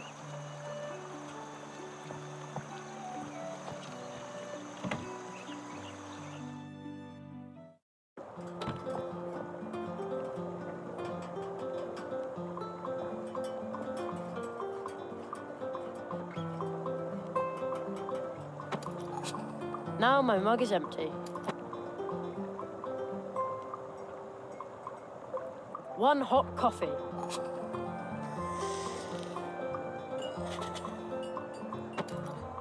Too bad I don't like coffee.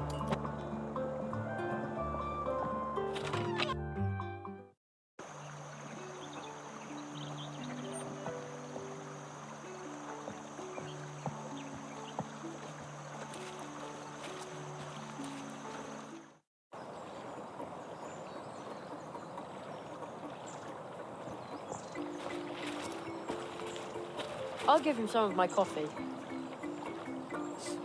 I'm awake. I'm so grateful to you. Take this.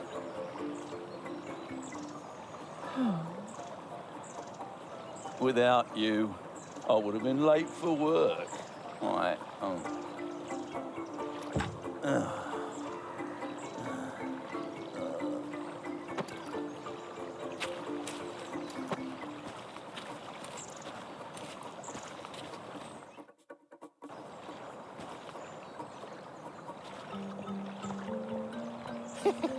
Nice saw. Pointy teeth. Did you hear something?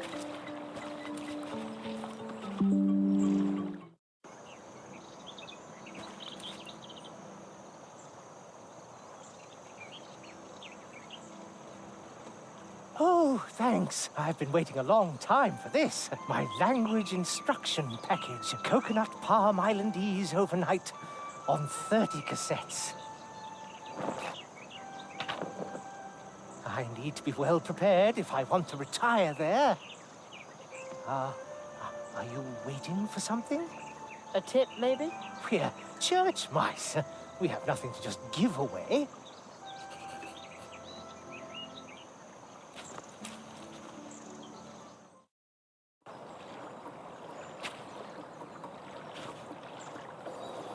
Oh, somebody's there. A little green man with a hat. I knew it! We've had a green hat in the house after all. Ah, where the snakes take me, dolly cats and fly specks, hail and mud puddles. He can see me, but not if I hold my breath.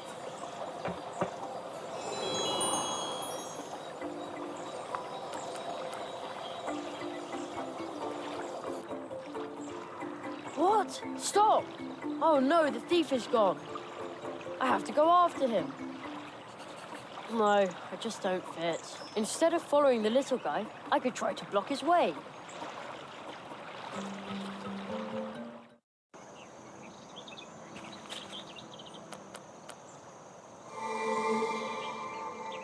The little man in green. There he is again. Ah, first at the hedgehogs, and now here. You've got the wrong man. I've done nothing. Confounded police. I mean, go to the weevil, cursed constable.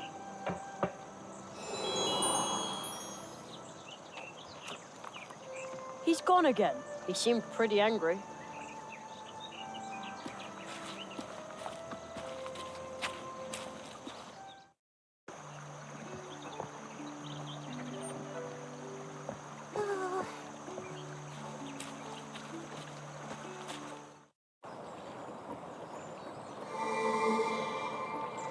Ha! The Shamrock Ripper certainly won't find me here. There he is again. Stop. Ha! I'm standing on a shamrock. It's magic, gives me strength. I can do whatever I like here.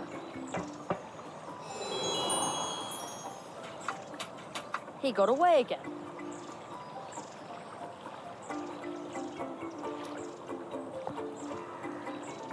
That's a cunning plan, and it might just work.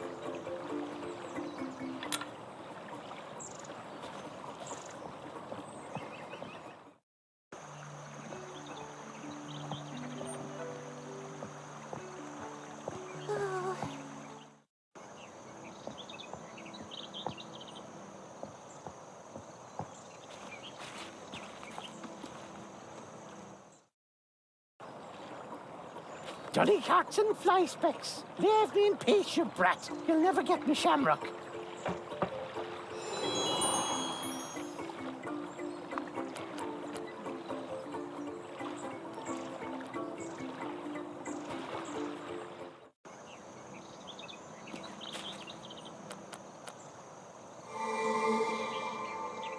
There he is again. You've got the wrong man. I've done nothing. Confounded police.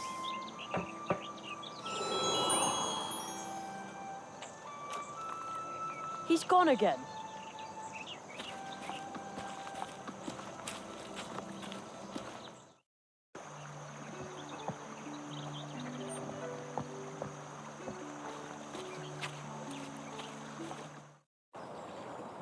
The leprechaun will pop up at any moment, and then...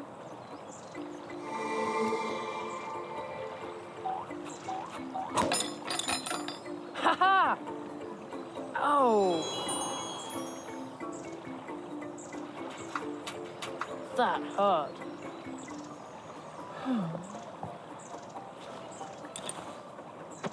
Off to the Hedgehog brothers. They'll sure be glad to get their tools back.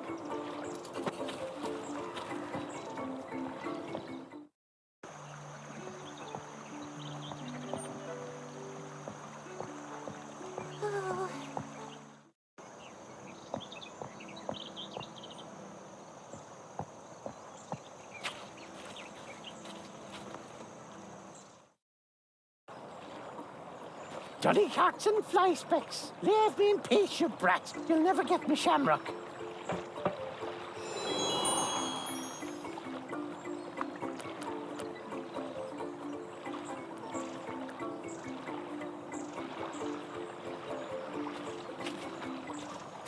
I've got your tools.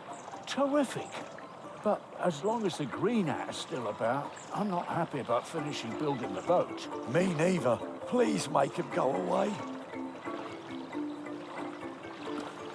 A lost piece of wood. It'll be okay. We'll find your mummy.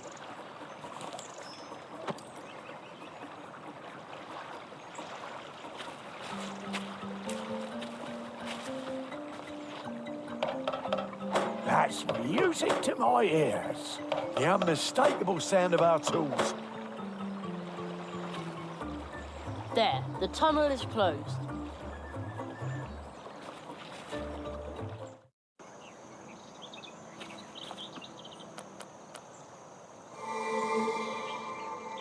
There he is again. You've got the wrong man. I've done nothing. Confounded police.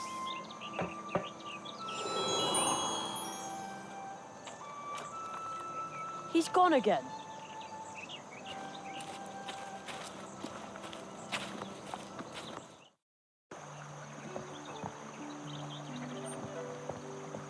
Oh,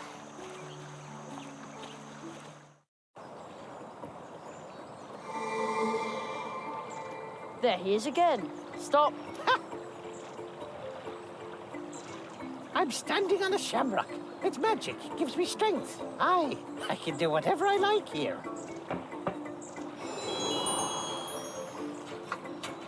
He got away again.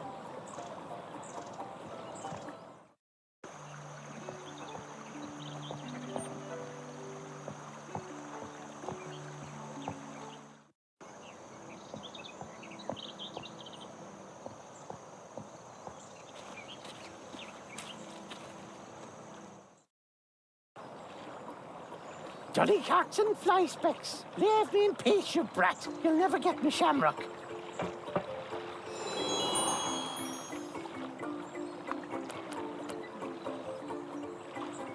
Ouch! Nailed shut. Fine. Be that way. What a waste of a day. Off home to warm heart.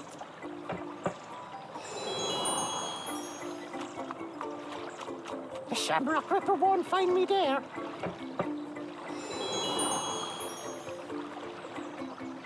The footprints lead to the top of the pumpkin. Hold on. Is that a chimney? I knew there was something strange about it. I wonder if it's hollow. Oopsie. You destroyed me house! Smashed it to tiny wee pieces in the blink of an eye! Oh, what have I ever done to you? Oh, I didn't mean to do that. I'm sorry. Didn't mean to? That was negligent vandalism. You're after me, Cobalt. Actually, I was just here about the stolen stuff. Well, that's me cue. Till we never meet again, you snoop. And he's gone. This is starting to get frustrating. Has a green hat really gone? Oh, what a relief. It looks kind of sad when it's so empty. I was just trying to catch the thief, but I didn't want this to happen. It was a nice little house. Well, pumpkin house. The spoon and the silvery lump are probably stolen too. Anyway, Inspector Hazelnut has secured the stolen goods.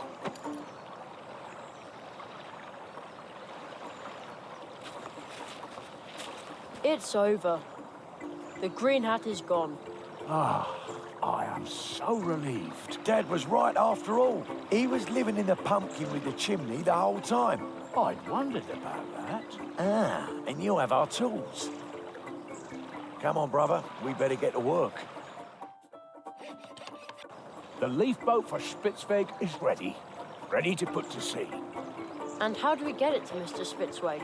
Just give it a little push.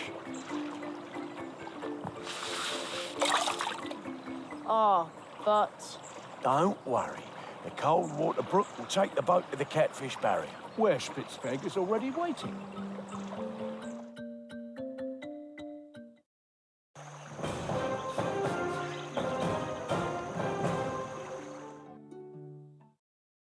There. We still have a lot to do. We need to get back to work. We still have to renovate an antique cabinet for our neighbour. Ah, that'll be fun. Oh, I love furniture. But make sure you don't sand too deep this time. Yeah. oh.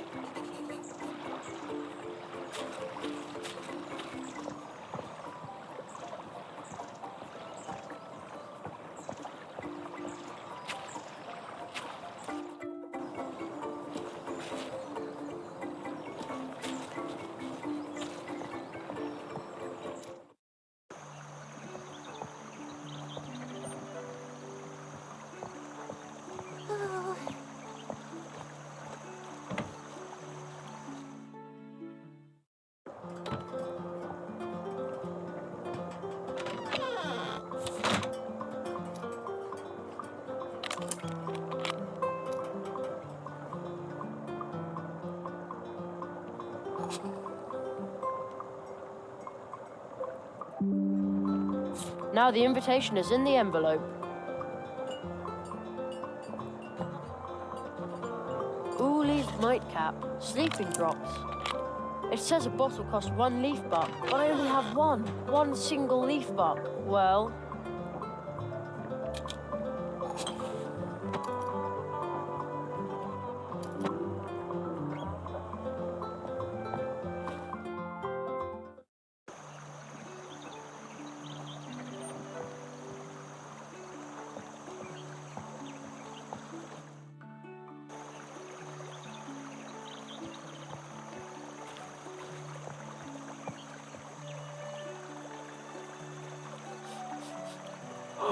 Excellent! The boat is here! In all my travels over the years, I've realized again and again that you can find kind people no matter where you go. Just as long as you never give up and always travel with an open heart. I should write that down. It sounds like a motto for my journey. Now I can finally put out to sea. Weigh anchor, set the sail, man the oars. Aye, aye, sir. Oars? Oars! We had better not set out rudderless. Water is much too unpredictable. You can't rely on chance to take you where you want to go. And to be sure your ship doesn't try to leave without you when you go ashore, you also need an anchor. But as long as the catfish is swimming outside the barrier, we can't even think about setting off. The world offers enough adventure. We don't need to go looking for trouble, you know. So we can't set sail until we've got an anchor and a rudder, and the brook here is free of loitering catfish, right? Yes, and then our great journey will begin. Or so we hope.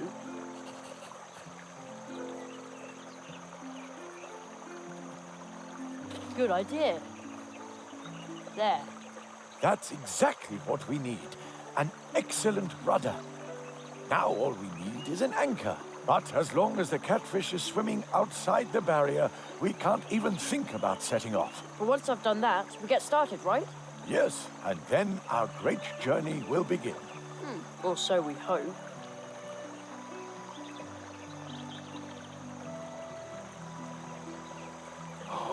That is a perfect anchor. But as long as the catfish is swimming outside the barrier, we can't even think about setting off. But once I've done that, we get started, right? Yes, and then our great journey will begin. Or so we hope.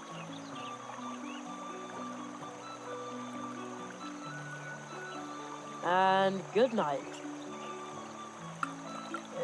What did you just put in the water? Me? Oh, nothing.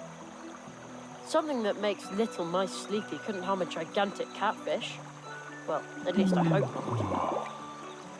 Oh, outstanding, first mate. Please open the barrier by pressing the lever over there. Here? It looks like you can open the barrier from here. Either that, or fire off a couple of rockets. Let's give it a try.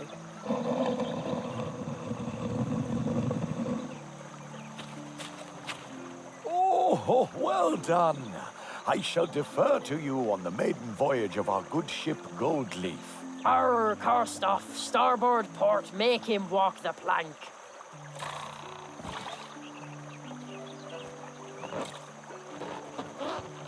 On second thoughts, I should probably take command. You can still be my first mate, though. Man, I need a parrot on my shoulder who just agrees with everything I say. Then I would be captain.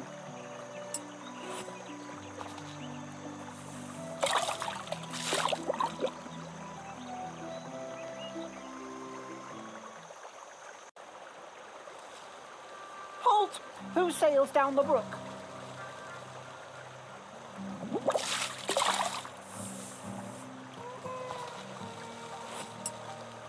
Oh no, not him again. Waterway troll, 400 leaf bucks. Oh, you mean Toll? How droll. Yeah, smart and troll and gifted. My babysitter Anya always says that. Dead end, unless you pay 400 leaf bucks. Nobody sails under my bridge without paying. Oh, river pirates. Oh, kids will be kids. You know, we used to cook up schemes like this, but as an adult, you have to let things like this roll off your back. But maybe just this once you ought to lose your patience and show that little cheeky monkey who's boss. Monkey? Little Humbert is a mouse. You kids ought to work that out between you. I'll just watch. Oh, river pirates. How droll. I'll have to think of something. Again.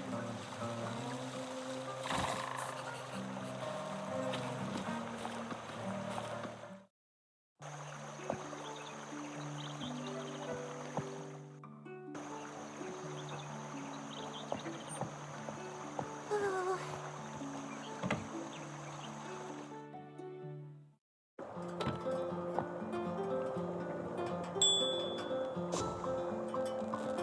Extravagant.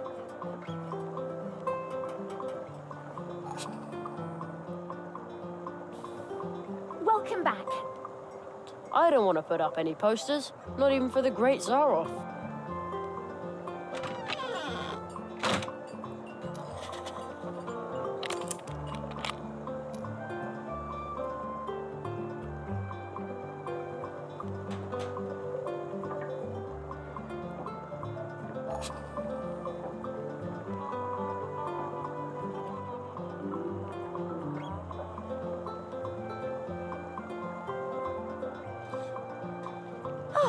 What a wonderful idea. It is?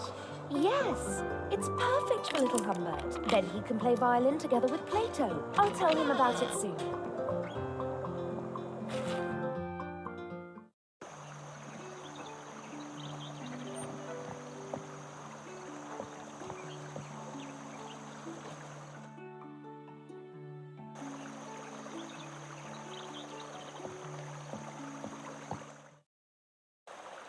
Who? What? The stupid weasel with the hat went and sneaked to you? No matter what he said, it's not true. He's a liar. Liar, I say. Really? But his brochure looks very promising. It even says that it's only a few steps to fame and a huge audience. Wait, what? Fame? What exactly does that thing say? It says that the famous Maxim Mousakov is currently in Mousewood to teach only one selected, gifted apprentice to play the most difficult to learn instrument in the world. Only one? It says here that the apprentice must be especially talented. Well, I am talented and smart. I'm smart and talented. You see, Jerry was right. Humbert, you little hooligan, you were exactly the right mouse for this. Of course. I'm going to be a rock star. You can pass, you weird weasel. I haven't got time for you now. The next time you see me, it will be on the cover of an album or on stage somewhere, if you can afford the tickets, that is. Right, Anya? Of course, you little rascal. Well done, Jerry. You've got the makings of a true tree walker. Now we can float on down the brook.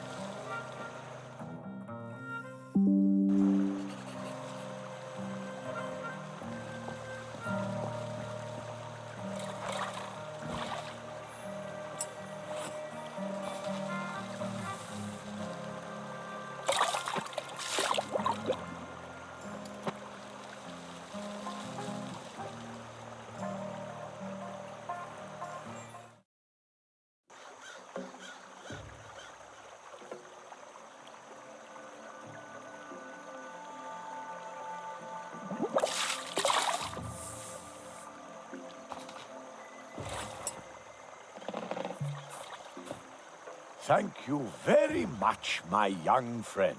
That was a really excellent start to my great adventure, and it started here by the humble cold water brook. Now I'm off for the big river, and then out to the open sea. But what about all the crows hanging around there? Oh, you're right. I'll need to be on my guard. If all else fails, I'll simply blow some of my exotic Indian pepper right into the crow's beak. Pepper? Yes. Go ahead and take some by way of thanks. Indian pepper serves many purposes. You can even season your food with it. You don't say.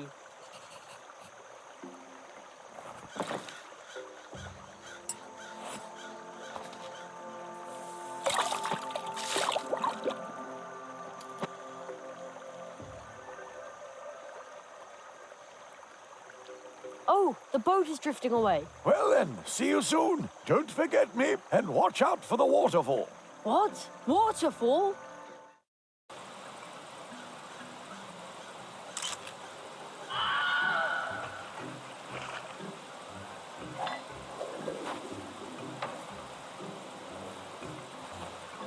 That was a close one. Oh, man. Phew. Hey, this must be the wood dwarf's home.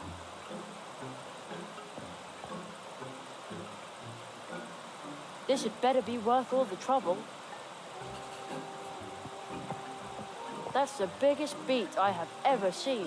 It smells very sweet, but I definitely can't lug that thing around. It looks so comfortable on the beat. But I think it would like to come along with me for a while. Man, it was stuck on there really tightly. Another drop. And another. Locked and bolted.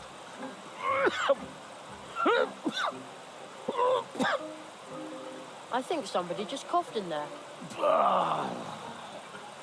And said, bah! Shove off! I'm sick!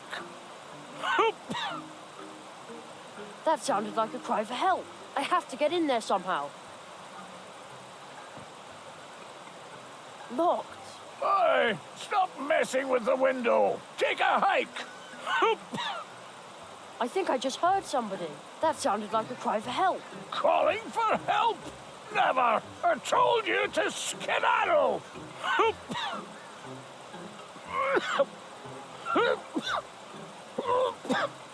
Again, I'm sure someone needs my help in there. I have to get in there somehow.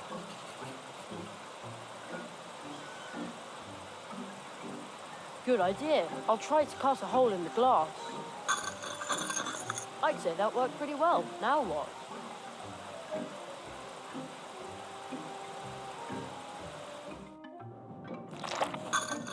A professional job. There, another cry for help. I need to find out what's going on here. Hello? Hello, my pointy hat. A juvenile delinquent. What? I thought you were calling for help. Bah! Help? A wood dwarf never asks for help. You... There, again. Bah! Do you see those hatches? I'm about to come over there and lock you up in one of our tunnels. And there you can... Admire the tunnels? Again, you just called for help again. Bah!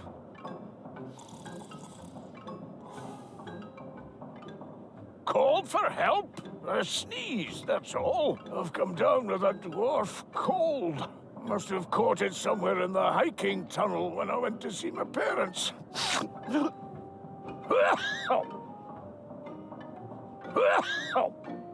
All right. About my dwarf cold, my housemates have already headed for the hills.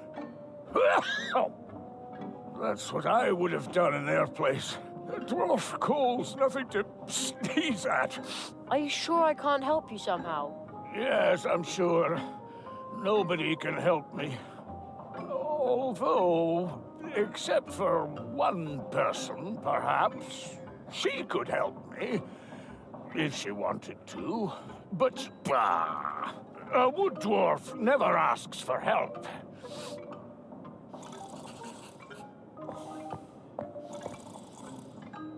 Are you sure I can't help you somehow?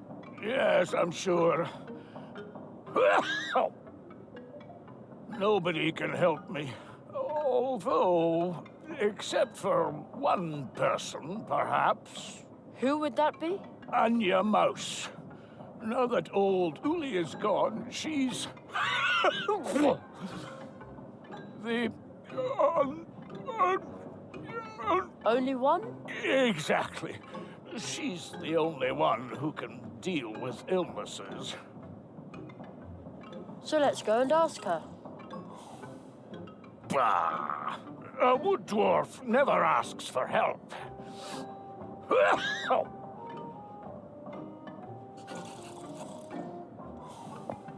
I'll take that.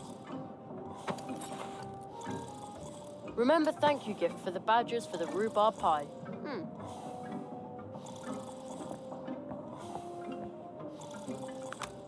Oops, wait a minute. There's something under the board. A card, but a really unusual one.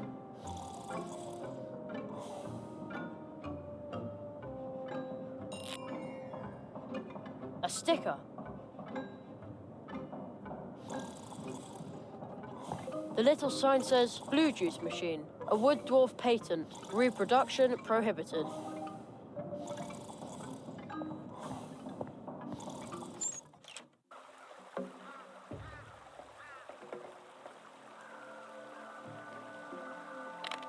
There, at last. I won't need the key anymore. I'll just leave it in the lock.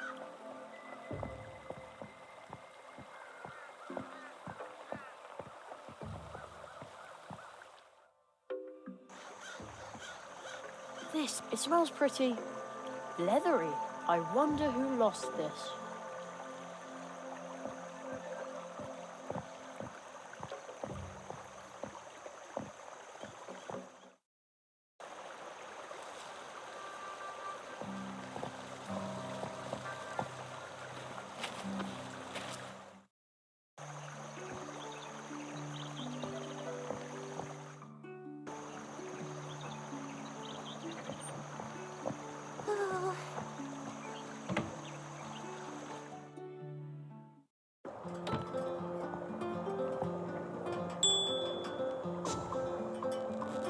Extravagant.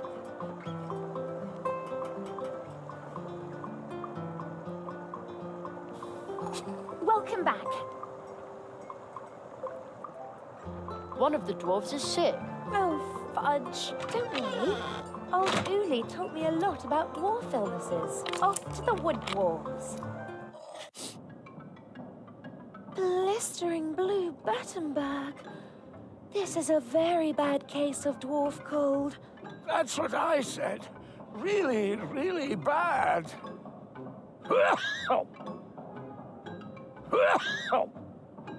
Don't you worry.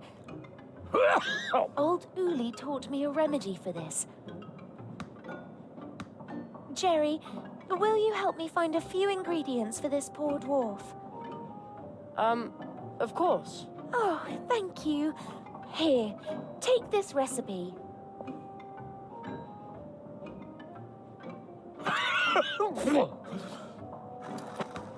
Gesundheit. Gesundheit.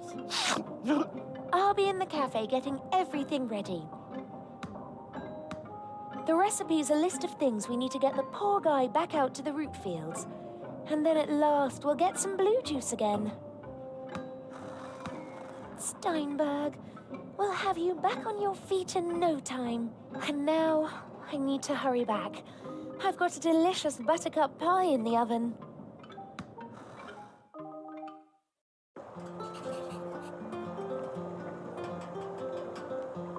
To heal the dwarf, Anya needs a yellow marsh marigold bud, a fish scale, and some pepper.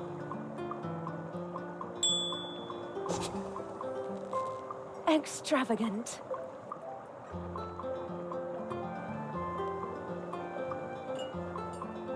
You found all the ingredients. Let's hope that old Uli's recipe is good for something.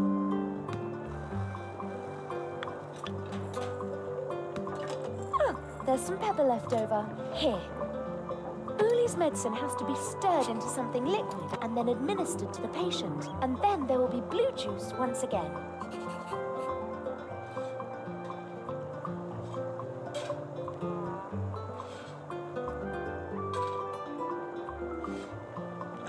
That smells good.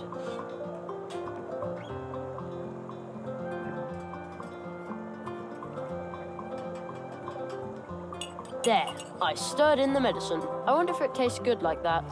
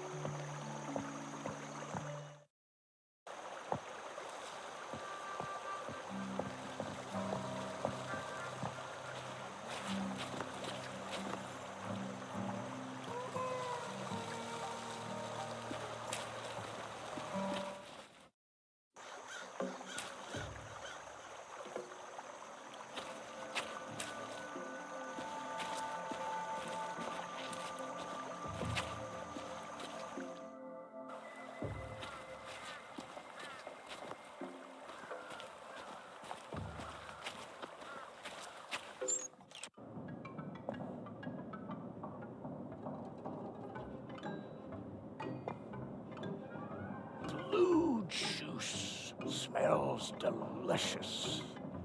But this isn't just blue juice. I can smell something else too.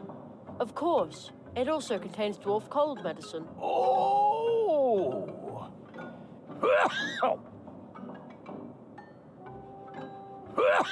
Well, why don't you just take the mug? Bah! With a dwarf cold, it is impossible to move. If you weren't so clueless, you would know that. A wood dwarf is not an easy patient. My arms are so heavy. My legs are so heavy. Even my lips are heavy.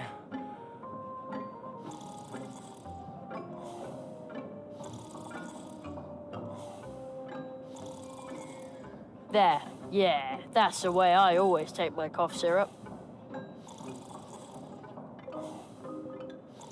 Here's some blue juice medicine to help with your bad dwarf cold. Say ah.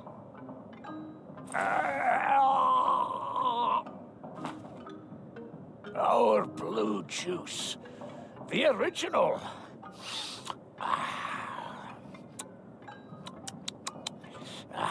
Delicious. Some colour's already returning to your cheeks. And tomorrow we will see to the harvest. You should stay in bed. In bed. Stay in bed. Sleep at last. No sore throat. No dwarf cold. And no dwarf cough. Exactly. Anya.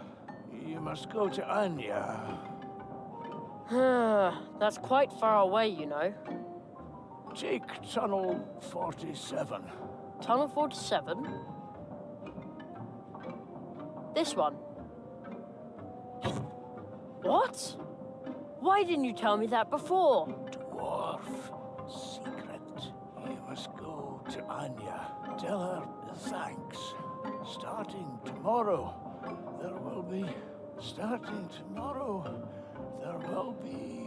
blue juice once again.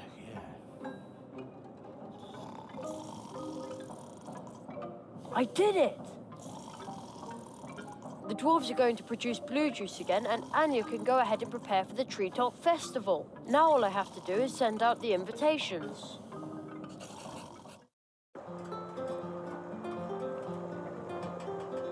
You must be kidding! A shortcut? Couldn't somebody have told me that sooner?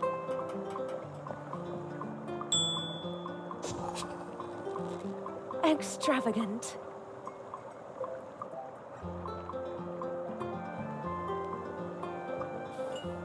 Welcome back. About the blue juice. How wonderful. Uli's medicine is bound to work. Customers have been asking for days when there'll be blue juice again. And we're going to need lots of blue juice for the early Treetop Festival.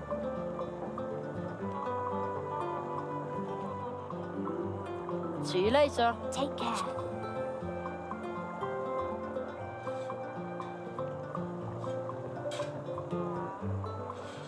One hot coffee.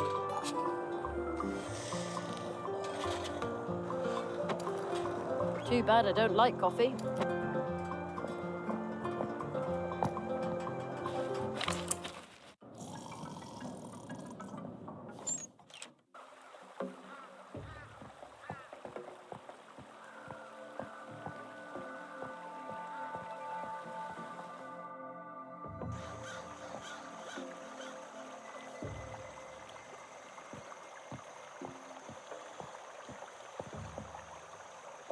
Here comes Anya's piping hot coffee. You're not just gonna pour it on the ground, are you? Anya's coffee is wood famous. And so good. Her? We're going to use it to free your bike. We are? In that case, what are you waiting for?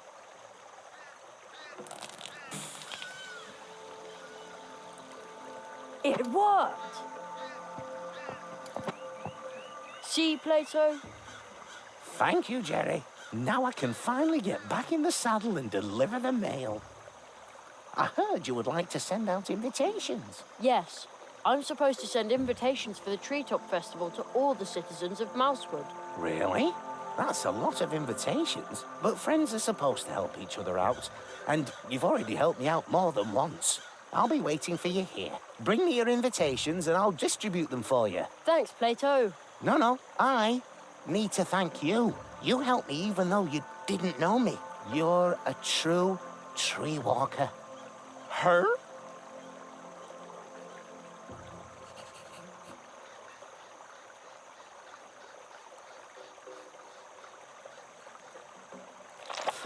The snail did a good job sealing the envelope. I think I'd better let it go on its way now. Bye, shimmering snail.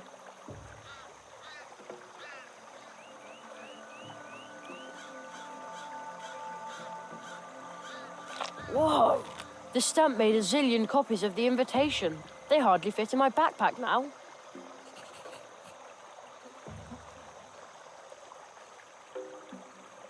Could you deliver this for me? That's a lot of invitations. But friends are supposed to help each other out. And you've already helped me out more than once. Her? I'd better get going. There's so much to do. Like I always say, a single hop is not that hard. And many hops in a row can get you anywhere. But we could use my bike as well. Your bicycle? Sure, if you want to travel faster through Mousewood and its surroundings. Just call on me. Then I'll give you a ride on my mail bike. Just use this clicker frog with one of the golden post horns that you find everywhere in Mousewood. Whenever you're in a hurry, just sound its legendary call. Then I'll come flying by on my fateful bike and take you wherever you need to go. Flying? Riding, I mean. Wow, thank you. But I won't do this for just anyone, so keep it to yourself. And where would you like to go now? Woohoo! Hello, Jerry. Well, where to? See you later.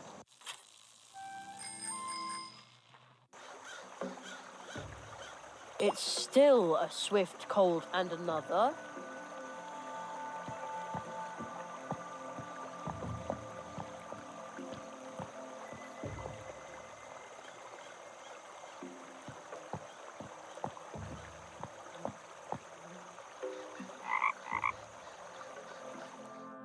Woohoo! Hello, Jerry. Well, where to? Let's go. Hang on tight, Jerry. See you later.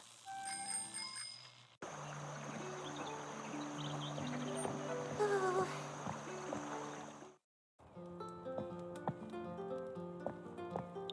Jerry, you have sent the invitations and ordered the blue juice. And in doing so, you have healed a dwarf, rescued little Ursula, and experienced much more. You are indeed developing into a genuine tree walker. Now we will begin with the magical part of your training.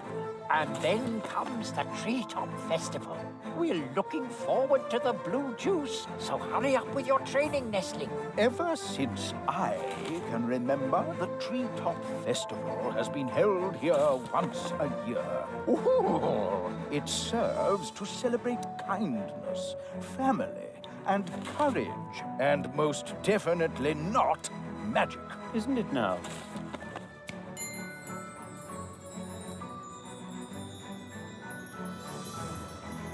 Go forth, young hazelnut.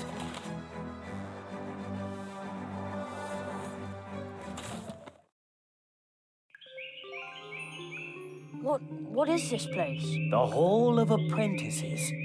A living place, created by magic. Hidden between two moments in time. But is it supposed to be so cold in here? I feel it too. It seems that no one has been here for far too long. And even in Mousewood, almost no one remembers us. Only the elderly. How long's it been since you were last here? Too long, it seems. It's up to us to keep the tradition alive. The Hall of Apprentices is a place of transition. Your training begins here, today, and it will end here. Everything takes place under the protection of the first tree. The first tree? Is it this one? That is only a statue. The first tree is the oldest tree in this region. It watches over the woods, over the portal trees. It holds this world together. Trees like it are so old that they already exist in other spheres. Their roots reach into dreams, into fantasy. So where is the first tree? You may have already visited it in your dreams, but the clearing in which it stands is concealed. The paths which lead there are hidden, like this room. Once your training is complete, I will lead you to the clearing. That is the tradition. But first, you must finish your training, and to do that, we must get this thing working. The first tree. It's kind of creepy the way they stare at you. I wonder who they all are. It must belong to that machine. No idea what that is, but there are two of them. Something is wrong.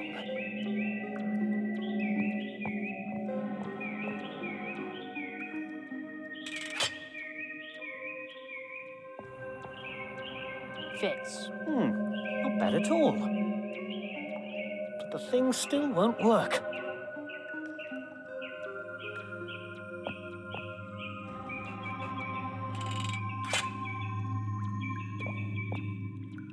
There. Aha! But now let me get back to work. Nothing is impossible. There's a ball stuck in the glass tube. We must hurry. Let's see if it's as easy as fishing change out of the gutter.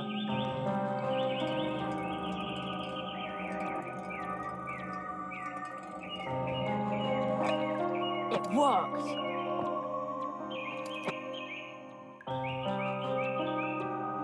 It was working just fine the last time.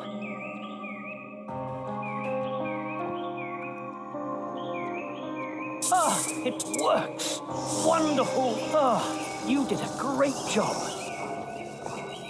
The electromagical apparatus is uncoupled from the flow of time. It processes information from the past and future and prints it out in pictures on cards pressed from the leaves of portal trees. There. May I take them? Of course.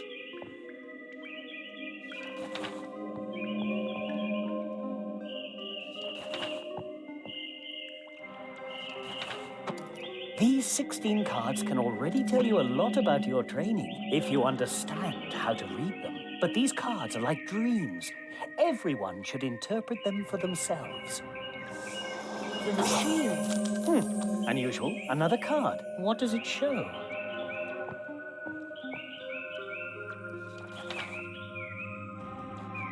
But that's me.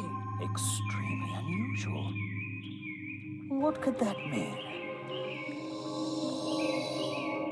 Ooh! Somebody's floating there. That's a ghost. A ghost, Jerry?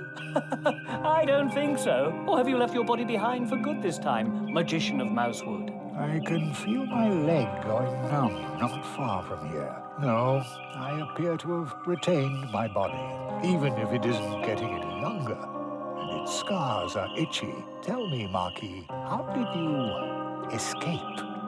Escape, Magician?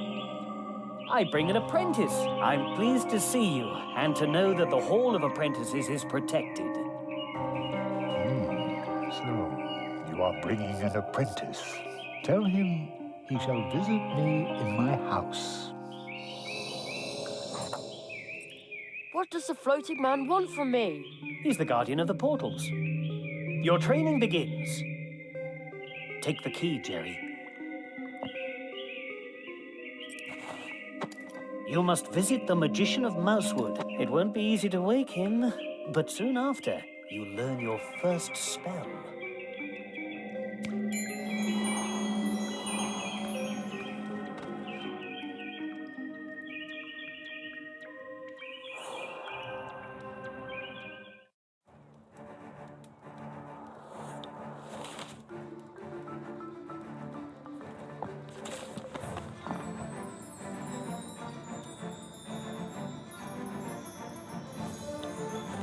They're back. Ooh. Seek the lock to the key which the ghost lost in the Hall of Apprentices. Behind the door, you'll meet an old friend of mine. See you soon.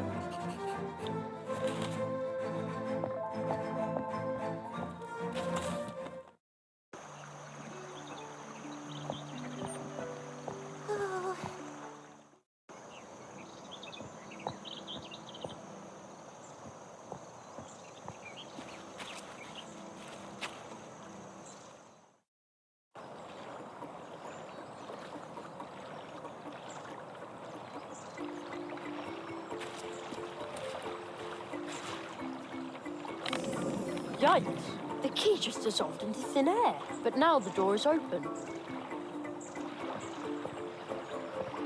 What sort of place is this? Everything is so huge. It's enough to make you dizzy. Another one. A sticker.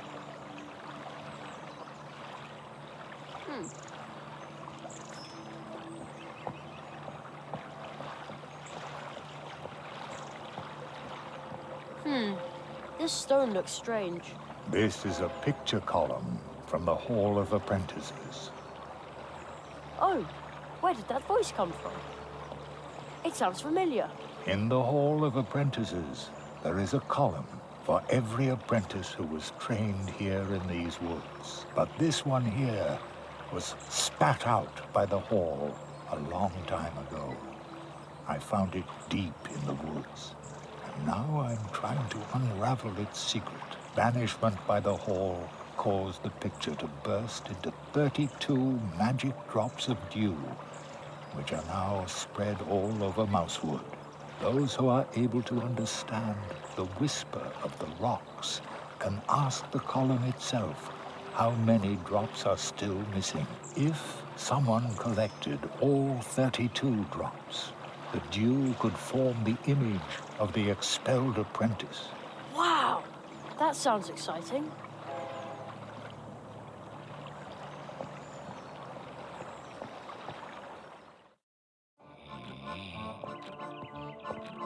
Wow! A gigantic living room for a giant. Although seeing as I'm the size of a mouse, maybe it's not so big after all. I wonder who lives here. Ugh, it smells a bit like old socks in here.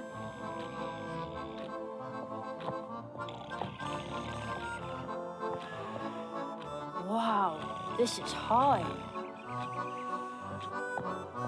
Still smells okay. I'll take that.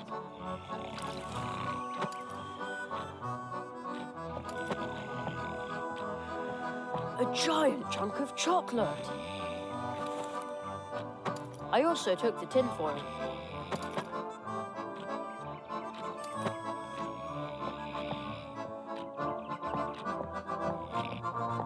We have a plant like that at home too. Too bad. I can't move the stick with my hands. Otherwise it would reach to the clock.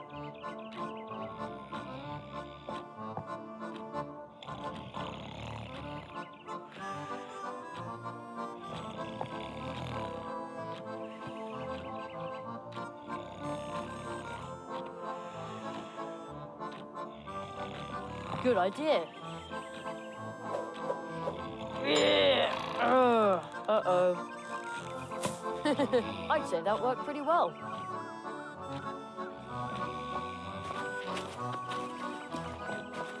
There's also a bed here for little people.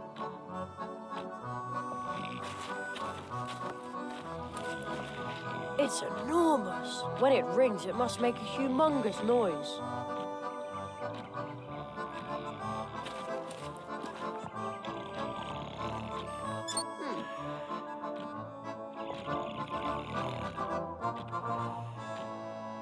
The joint is rusted. It won't move.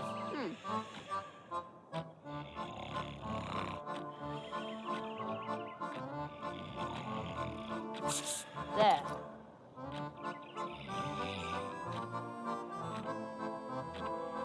There. Now it's fixed.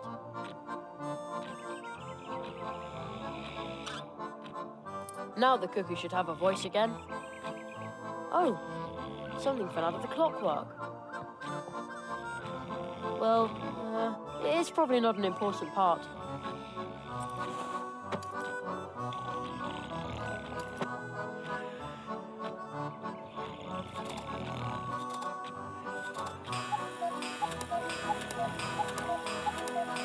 Wow, that was loud. Let's see if it woke the giant.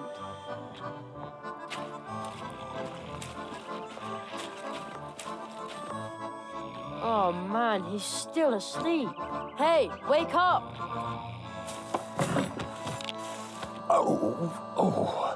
Oh, dash it all. Uh-oh. I didn't mean for that to happen. Oh.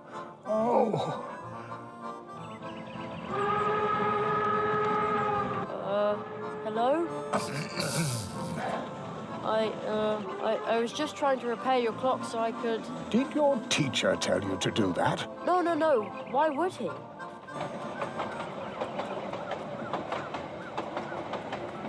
Old magician of Mousewood. I see my apprentice has... Did you put him up to that? No, really. All right. Ow, my head. Wait 1 second. I bid you welcome, Jeremiah Hazelnut. So, you are the rabbit's new apprentice. A tree walker in the making, indeed. Oh, so you aren't a ghost. No, not really. Aru Molina, the magician of Mousewood, is a master of active sleep. When he sleeps, his waking spirit goes wandering. Wow, that's cool. Perhaps one day he can instruct you in his art. Aro. No one has spoken that name in a long time. Yes, it has been a long time. A very long time since an apprentice has been trained in Mousewood. Really?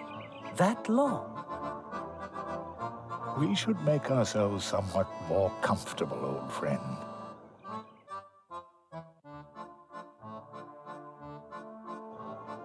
Young Hazelnut, I hear that you have already proven yourself as a tree walker in Mousewood. Your next test will be to pass the 4 portals of Mousewood. Behind each of the portals, you will learn a spell. Wow, that sounds exciting. But first, there is something you need to return. What's that? Pardon me, but I think you have my book. Oh, yeah, the mouse with the backpack gave it to me. Thank you. It is very valuable to me. Now, I would like to write one about you. I collect stories, you know. Who was that? Oh, he seemed familiar to me, but I can't recall why. Only a wood sprite, a close acquaintance of mine. Oh. You should rest, Jerry. This has been a long day for you. Rest for a little while. If you say so. Aye.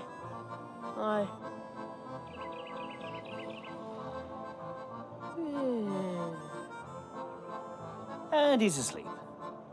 Old friend, what in all the worlds are you doing here?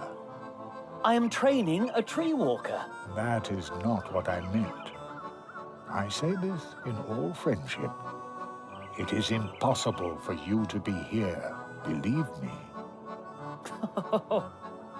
Nothing is impossible.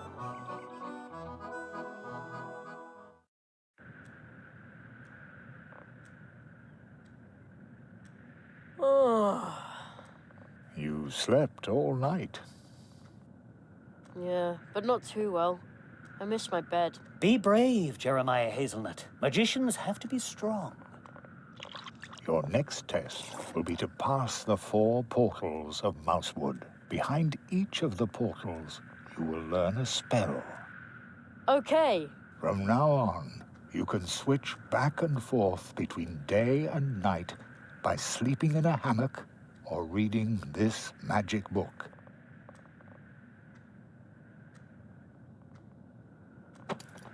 It can enthrall you for hours, making time appear to pass in an instant. Return to the portal tree through which we came to Mousewood. There you will learn your first spell. I'm sure you already have your cards, don't you, Jerry? Yes. Do you know how to play quartets? Yep. No. I will show you.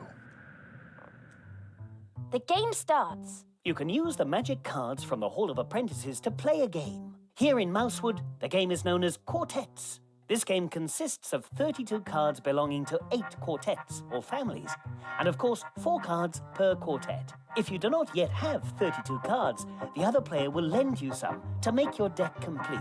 The goal of the game is to obtain as many complete quartets as possible. Every player starts with 10 cards. The 12 remaining cards lie concealed in the stack and will be picked up later. Choose a card. It's your turn. You now get to ask for one of the other player's cards, but only cards from quartets where you own at least 1 card yourself. First pick the family and then the card.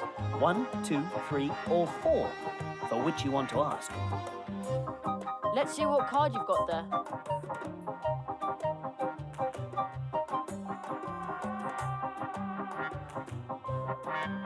It's your turn. You now get to ask for one of the other player's cards, but only cards from quartets where you own at least 1 card yourself. First pick the family and then the card. 1, 2, 3, or 4, for which you want to ask. Let's see what card you've got there.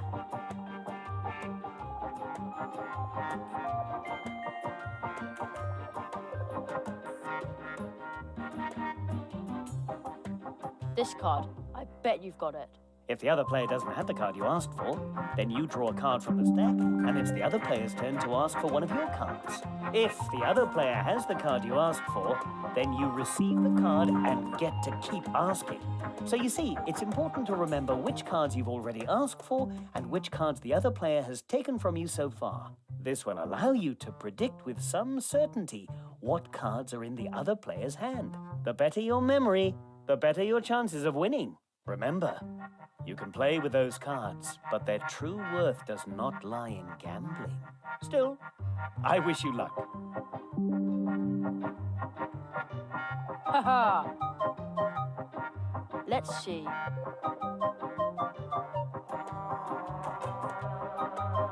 I'm sure you've got this card. I was so sure that would work. Draw a card.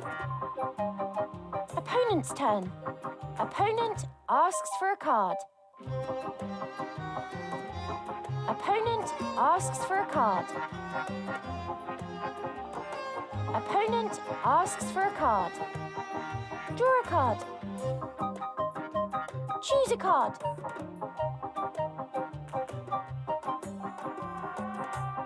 I'm sure you've got this card. Oh, rats. Draw a card. Opponent's turn. Opponent asks for a card. Opponent asks for a card. Draw a card. It's your turn.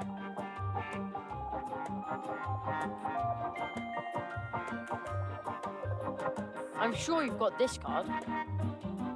Very well. Let's see. This card. I bet you've got it. Well played. Let's see what card you've got there.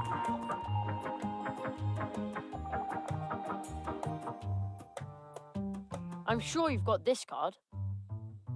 Terrific. Let's see what card you've got there. I'm sure you've got this card. Terrific. Quartet. Let's see what card you've got there. I'm sure you've got this card. Well played. Let's see what card you've got there. I'm sure you've got this card. Terrific. Got a quartet. Let's see. This card. I bet you've got it. Excellent. Let's see. This card. I bet you've got it. I might have known. Draw a card. Opponent's turn. Opponent asks for a card.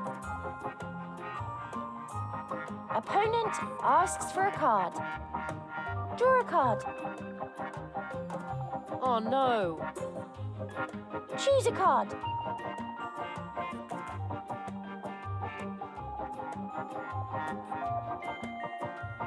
I'm sure you've got this card.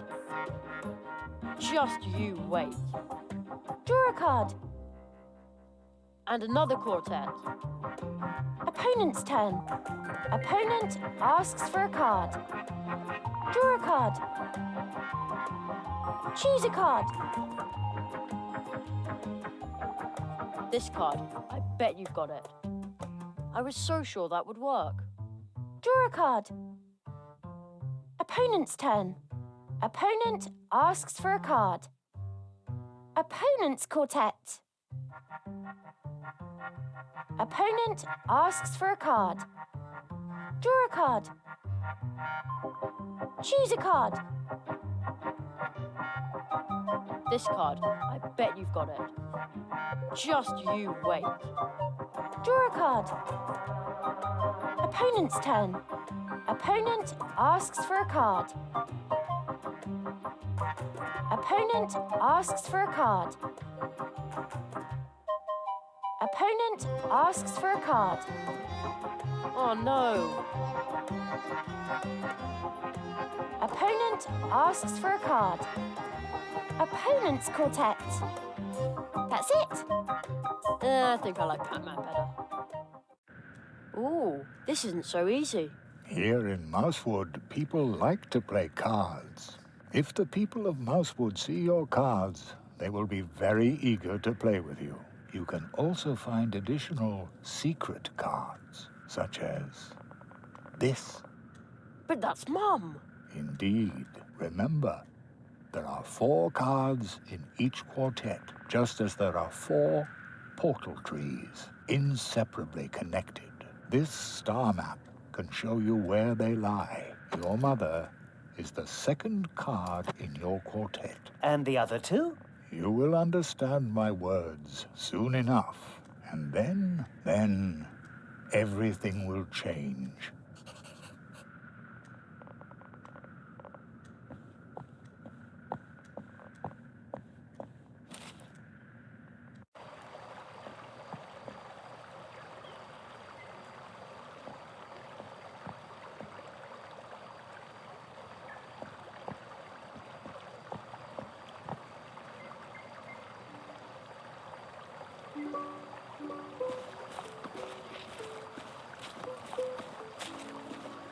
Good day. More like good night.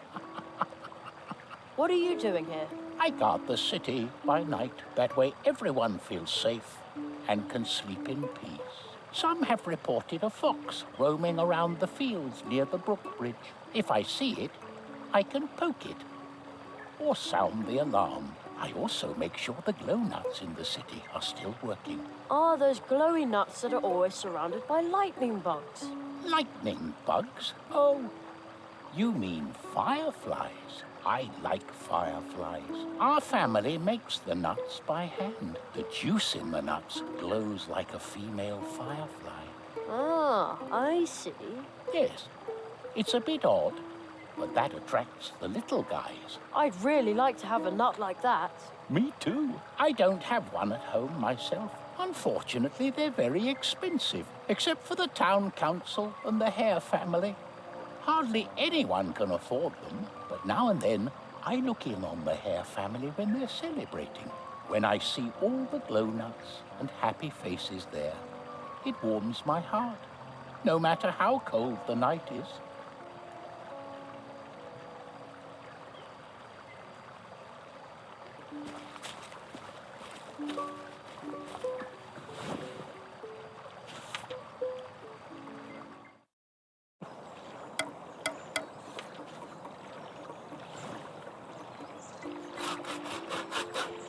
Our neighbour, the old magician, threw out this cabinet. Now we're restoring it for sale. I see. The door is slightly open.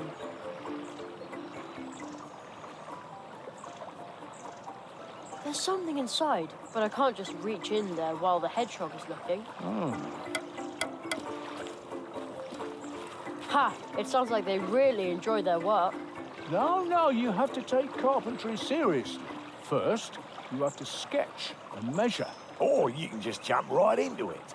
Be spontaneous. It helps. With a saw, hammer, nails, paint. But only after you have everything planned out. Otherwise, it will come to nothing. But that way you plan out all the fun. You work to earn money. It doesn't need to be fun. You see? That's complete nonsense. It makes no sense without fun. Planning is secondary. Secondary? Without planning, everything goes to pieces. You take everything too seriously.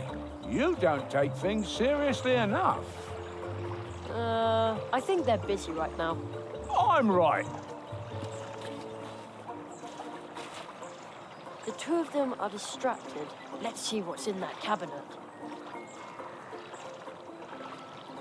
Oh, a whole quartet. The old magician must have forgotten the cards in there. I'm right. I'm more right.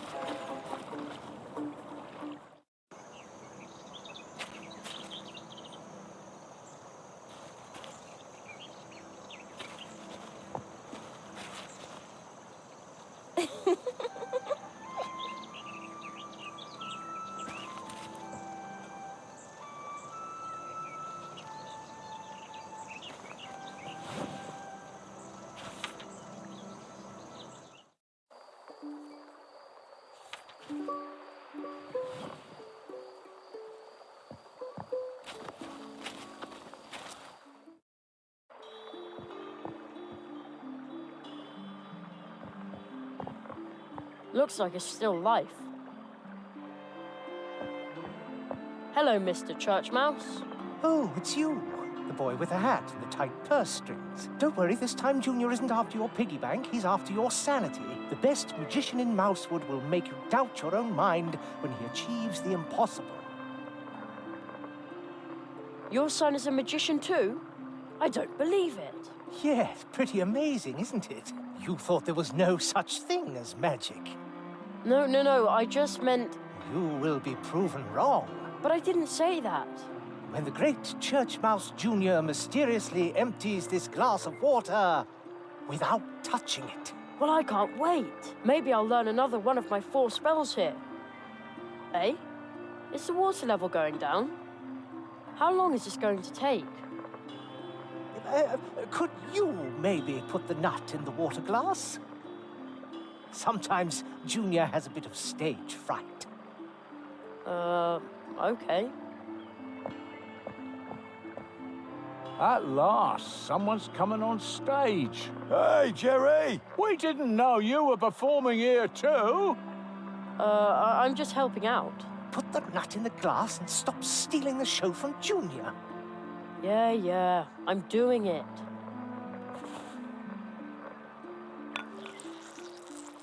Whoa! Completely soaked up. The glass is almost dry. That's darn handy if you have to drain something. I could really use a nut like that. Indeed, it is magic. Please, please, not too much applause. I think that's usually called sleight of hand. Thank you for your kind attention. You can now see Junior every evening. Ladies and gentlemen, Junior. So, did Junior find the nut, or where does he come in? No idea. Can I borrow your water nut? The water nut? But that is Junior's most popular trick. It's also his only trick, isn't it? You mean Junior should expand his repertoire? Exactly. Or better still, perform without a nut. Without a nut? Oh, that is a revolutionary concept that has never been attempted in Mousewood. All right. I always say laughing customers are paying customers. So show me a show that makes the audience laugh. If it works, we'll swap your program for the water nut. Okay.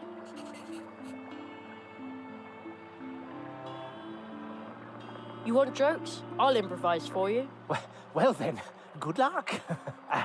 And now, opening for the wonderful Church Mouse Junior, ladies and gentlemen, Jerry. Hey, Jerry! Are we getting the nut again? No, now it's time for a laugh. Oh no, I've got a bad feeling about this. I know what you mean. Here it comes. Well, why did the chicken cross the road? What? You can't be serious. Our cousin Henry lives on the road. At least that's where he used to live. Now he lives in the hospital. Oh, I didn't know. Jerry, It's all right. But it isn't funny either. get off the stage. Again, I'm sorry. No offence taken. He didn't mean it like that. I know. Jerry, you can't tell road jokes to hedgehogs. Everybody knows that. Here, take the paper and pencil and go look for good jokes. Jokes that the local audience can appreciate. Okay, that's probably a good idea. Thanks. How's business? Super.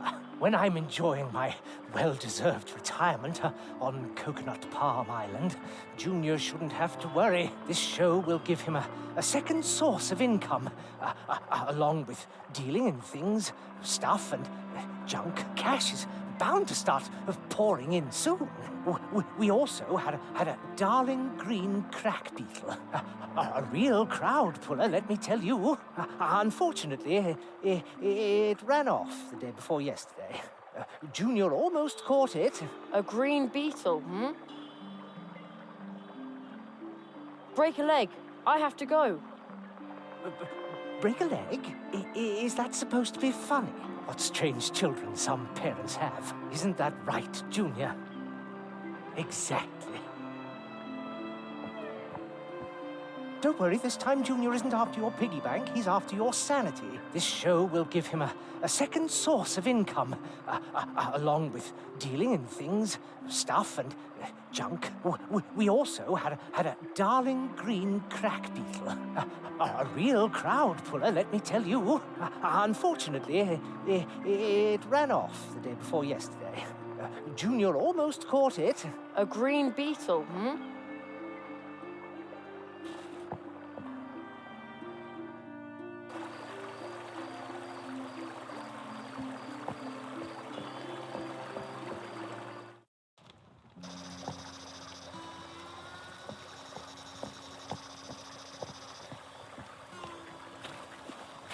There are some very strange green flames dancing over the fields back there. Are they will-o'-the-wisps? How eerie.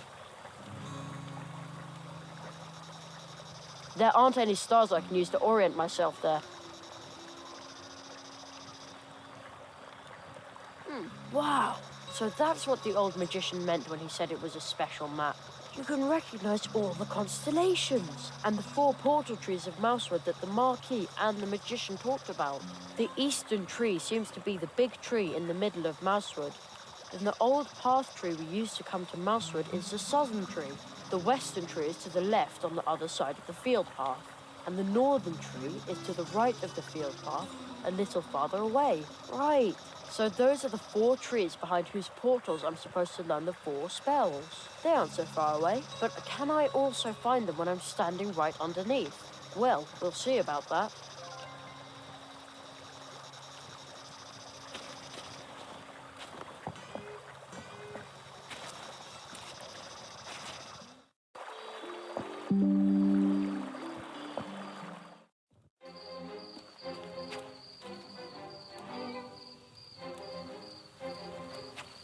Oh, what's going on here? The bodies are my due, for I discovered him, freed him from the prison of his existence, and made him useful to us. The belongings are my due, for I place the 4 metals in his hands. When his vengeance is at hand, our work begins. The land is my due, for I let him know the order in which he must drive them into the trunk. When their power comes to bear, our work shall begin. The souls are my due. From me, he knows how many blows he must strike. Once he has struck them, we will go to work.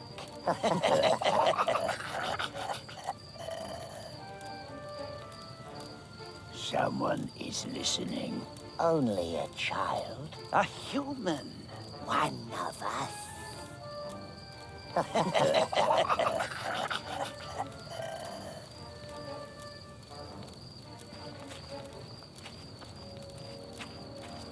Excuse me? A child. We worry about you. Humans like us tend to worry. If you look closely, you can see the worry in our faces. Boy, who knows that you are here? What if you were to disappear on an ill-fated night such as this? Ill-fated? But Soon this world will be healed. No more worries about money. About land. About luck. About health. But you make us worry.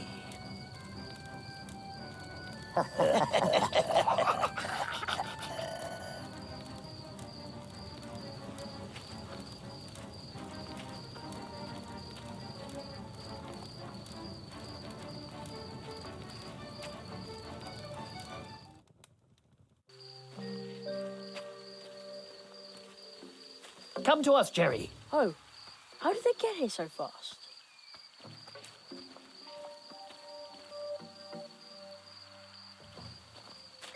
Jerry, behind this portal lies another world, strange to us, but home to you. There you must learn your first spell. That is our tradition.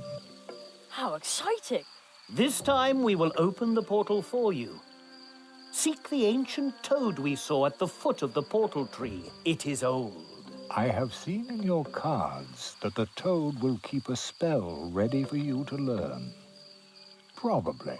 Arrow, stick to your script. Oh. Good luck, young apprentice.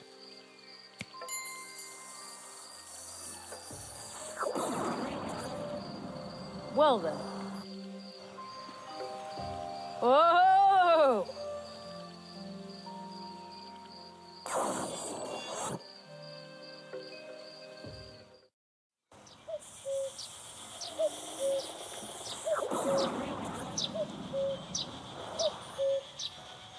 I'm home again. Huh. I was sort of afraid I'd come out somewhere odd. Everything is suddenly so small and normal. Whoa. Well, almost normal. Has the toad really always sat there? I've climbed around on these stones so many times. Oh, man. The woodpecker. Hello?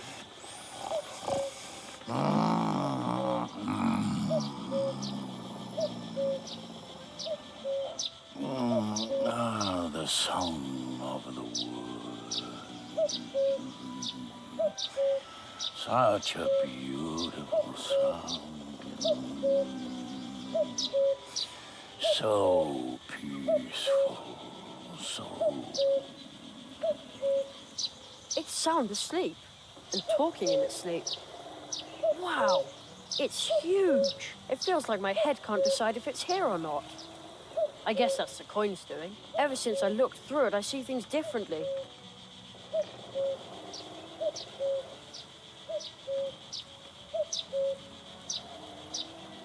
Just a little pinch.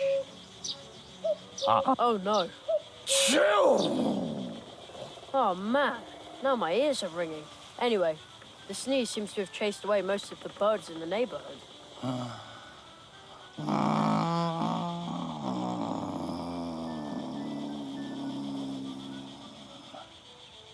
But the toad is still sound asleep.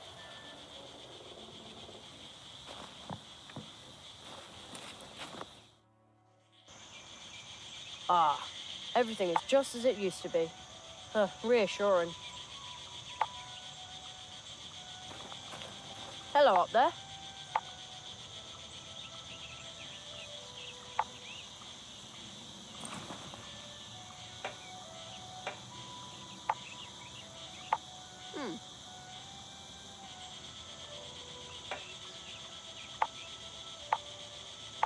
Oh, really? How incredibly interesting.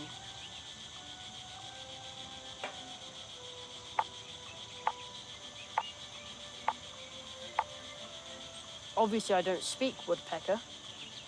What are you trying to tell me, bird? What? Hey, why you look at me like that? I have a sinking feeling I said something wrong. Oh well, at least it's quiet now.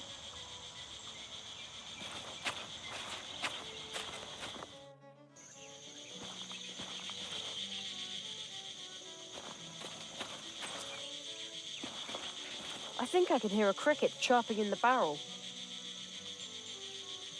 Such a racket in the middle of the day. Unbelievable. That'll take care of it. There. Now it's quiet. Almost too quiet.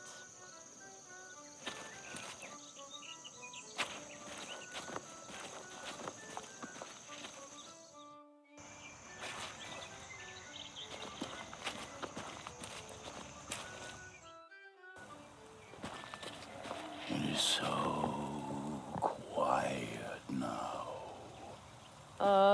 Hello?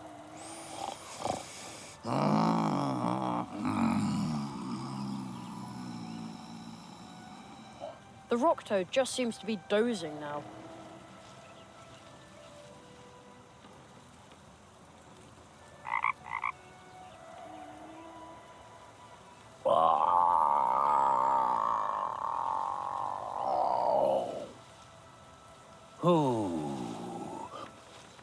Who disturbs the peace of the woods? Human child. Let me listen to the world a moment longer. Just a few months. Just a few years. Listen. Listen.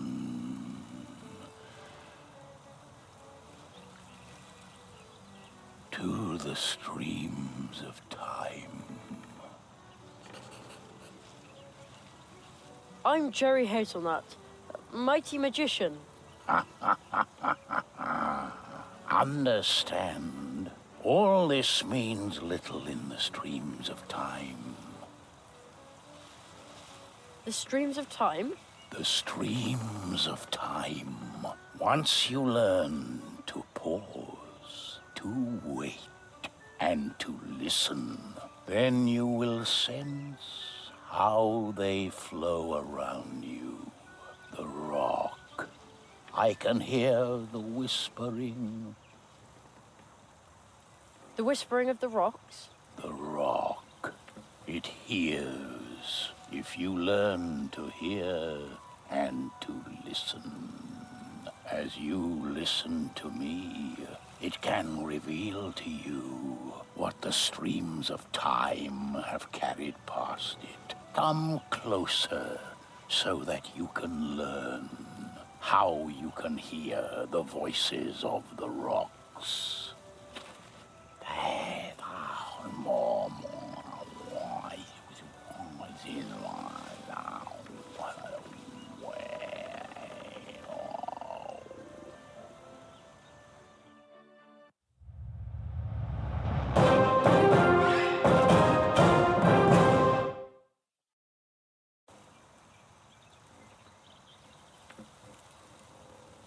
The voices of the woods. They sound more mournful since my last awakening. Perhaps this is my last awakening before I become one with the streams of time. Oh, this world is changing.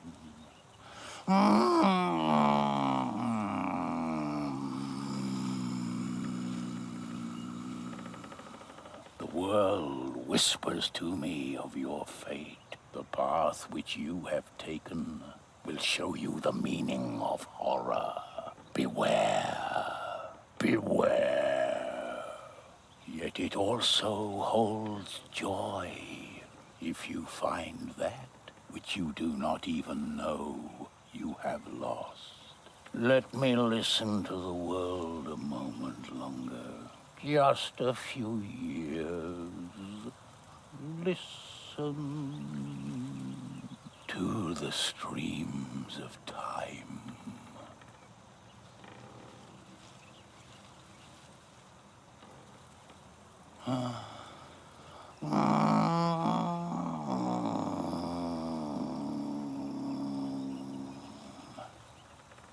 It fell asleep. Horror? And find something I don't even know I lost? I wonder if Mum is back from shopping. It feels like ages since I saw her. Be brave, Jeremiah Hazelnut. Magicians have to be strong.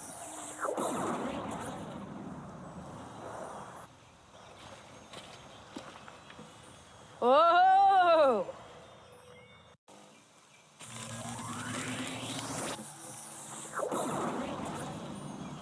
Jerry, you did it! You've learned to hear the whispering of the rocks and stones. With this, you can listen to any stone that has been given a face. An excellent first spell. Now try it on this crystal statue.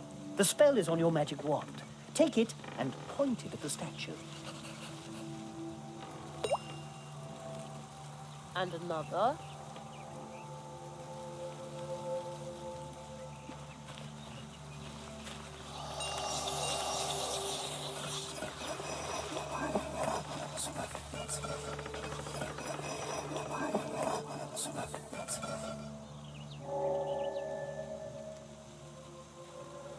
Jerry?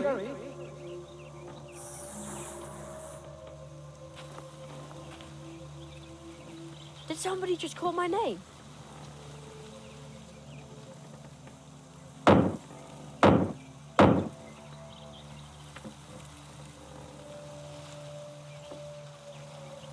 It begins. The first nail has been struck. What does that mean? I will explain everything to you in good time. I must consult with a magician of Mousewood. You know where to find us, or contact me with the Advice Seeker if you need my help. Seek the entrance in the next portal tree. You will learn your next spell there. But you will have to open the next portal tree without my help. Look for the magical creature who lives in Mousewood. You have already met one of them, a little man in green. Your cards tell me that you will learn another spell from him. But to do so, you must ask him to open the portal to his home for you. For only there can he teach you his spell. Little man in green. Oh no, he's probably still hopping mad at me.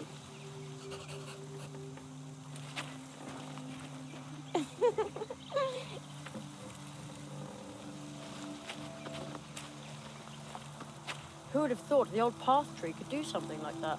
Path tree? Maybe in the olden days, someone actually knew about the portal. Another drop.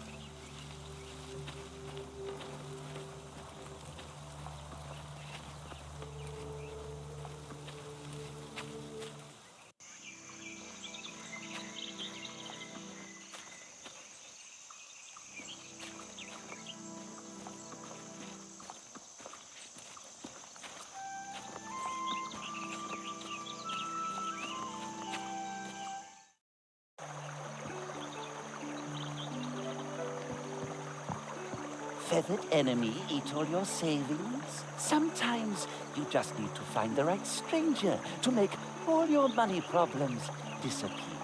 And then all it takes is your signature. Just your signature. Huh? We have arrived.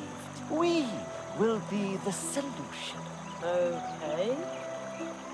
Weird.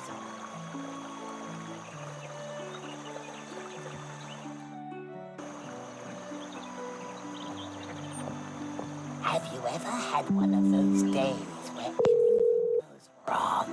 Don't you often wish that someone had a cure for it? I bet Mousewood will soon need a whole lot of curing. Huh? We have arrived. We will be the solution. Sure. Strange guy.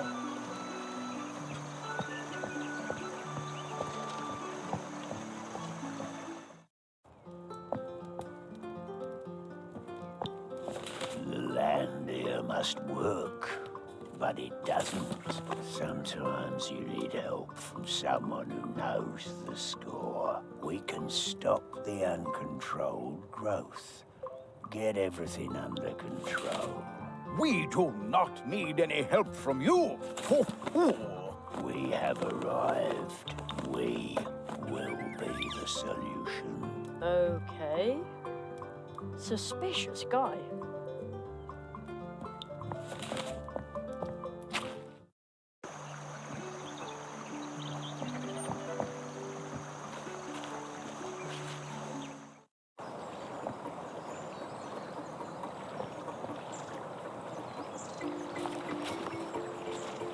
That big flower is really... Hey, what are you doing sniffing around? I'm just admiring the big, pretty flower. Flower. Rubbish.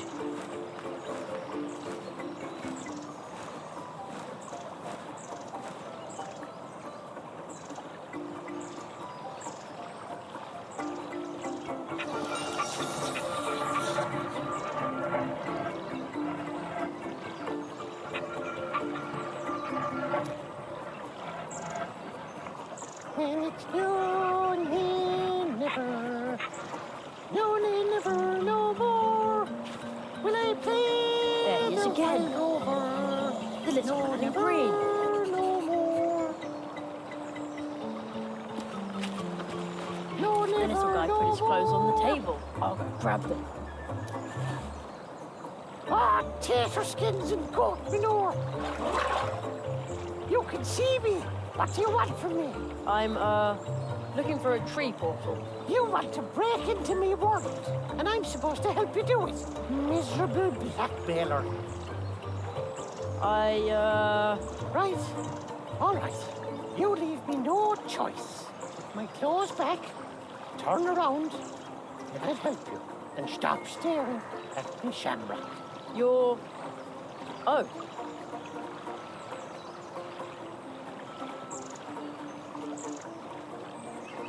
There, that's better.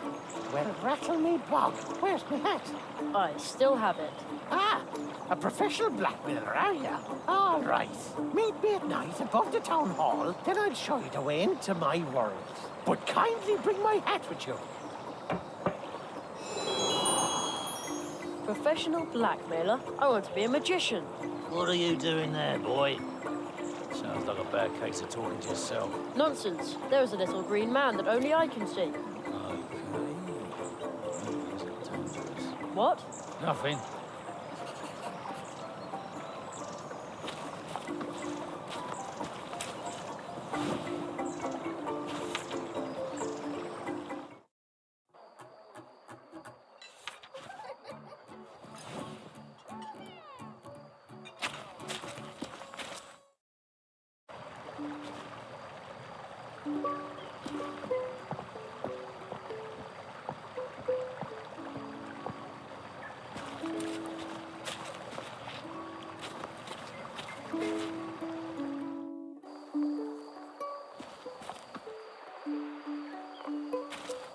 I think I have to get up there if I want to have a real conversation.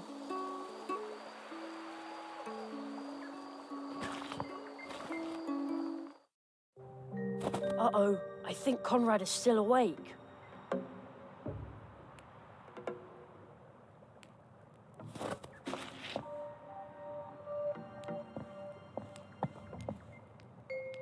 Hello? Mr. Conrad Owl? No. Your caramel-colored fur. Just like toffee fudge. I think he's asleep. Yum.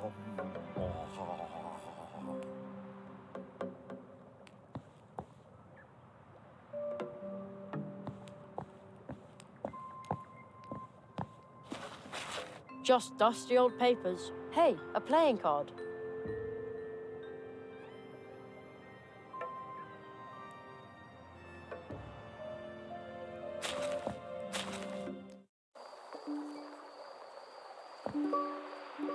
Oh man, it's really dark up here.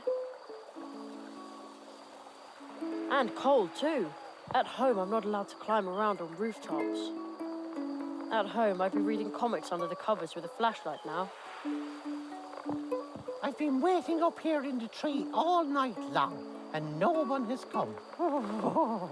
They wouldn't dare do that on the Emerald Isle. If that's where you want to go, then kindly hurry it up. Otherwise, I'll be going through the tree without you. And bring my hat with you, you runt. And I don't want one like you have, you hear? But how am I supposed to get over there? Can't hover like decent folk, can you? Big tree drinker. Then you'll have to cross the branch on foot.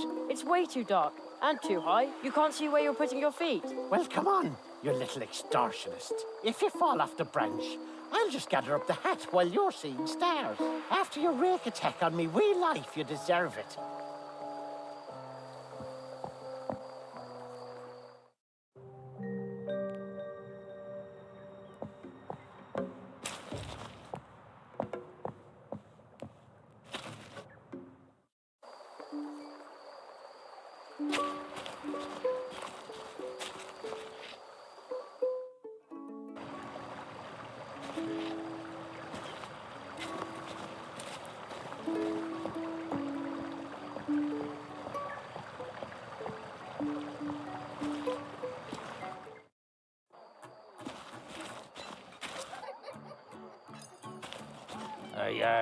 Hey, no you don't. Nobody comes in here without an invitation. What? Why not? Private party, capiche? You ever heard of one? No. What does it mean? It means that nobody who wasn't invited gets to join the celebration. Oh, I see. Why didn't you just say so? What are you celebrating? Well, a birthday. What else? You don't know anything. Yeah, well, but it's going to be a dull party without a cake. What did you say? Nothing. None of your business. Family matter. Why are you standing out here all alone instead of joining in? Because I have to wait here What are you waiting for? for you to finally start minding your own business. When's Annie gonna deliver that blasted cake? So, there's no cake at your party? Yeah, that's right, you little wise guy. I don't know what's keeping Anya, but without cake, this party will be a disaster. But that's family business and only family business. Where did you get those great party lights? Well, they're glow nuts, of course. The night watchman's family makes them by hand, but that is none of your business. Just like everything else. How can I get a glow nut like that? You can't just pick one of these up, you know. Only members of the city council or night watchmen can obtain them. They are sold to private persons only on extremely rare occasions. You'd have to belong to one of the most important and influential families in Mousewood, like the Hare family. Our family tree goes back to the beginning, a time that you can't even imagine, when it would have been unthinkable that someone like you... Yeah, all right, I get it. What does private party mean again? That means that everyone who has no business here should shut their trap and go away. Well, he's definitely in the mood for a party. Well then, have a good time. I don't mind being excluded. Fine.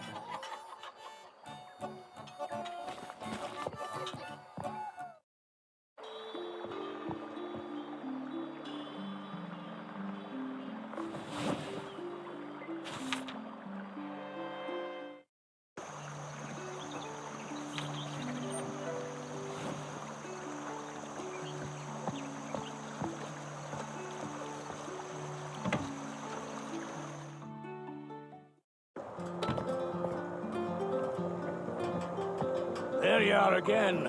See what you've done. What have I done? Side effects. I've got insomnia during the day. I'm sorry? That's all right. Still better than a dwarf cold. If only I weren't so bored.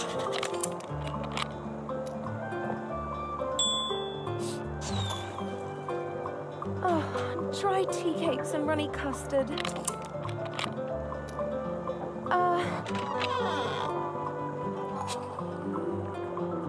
Just a sec.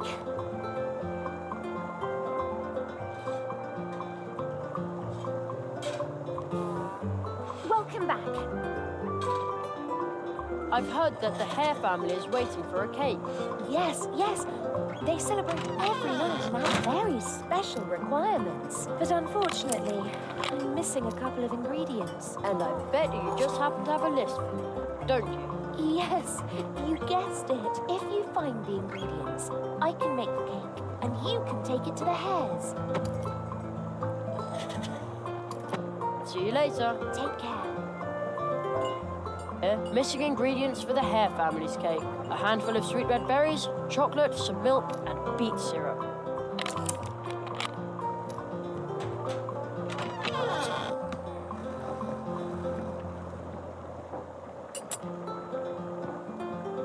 I hung the clock part over the key.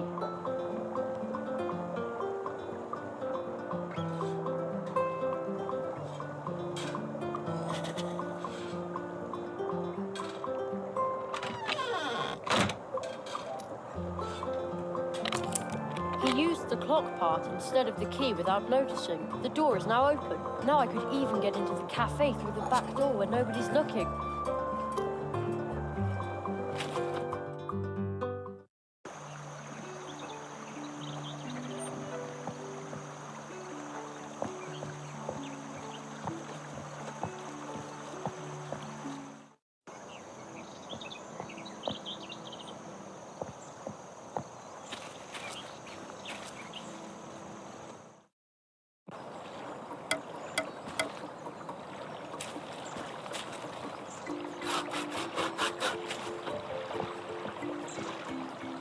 Sew and tinker every day.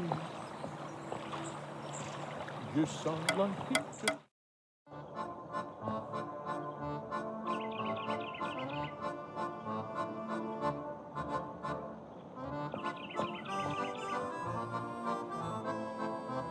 Now I've got milk.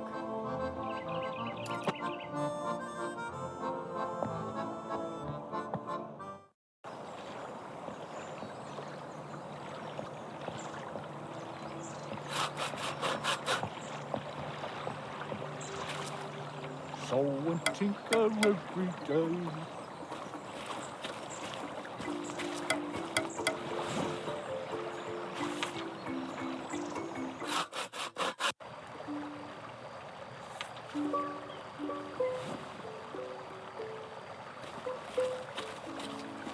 Some have reported a fox roaming around the fields near the brook bridge.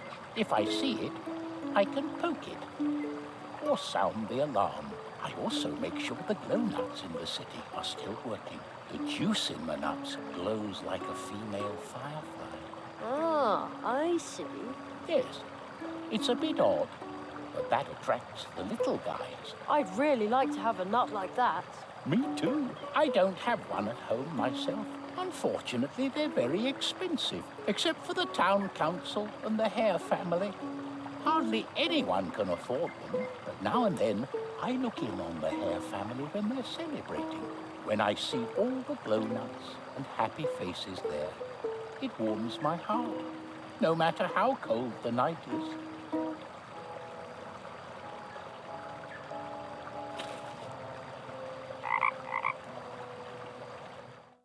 Woohoo! Hello, Jenny. You're out and about late. Well, where to? I recently saw an advert for violin lessons. I haven't played the fiddle. Let's go. Hang on tight, Jenny. See you later.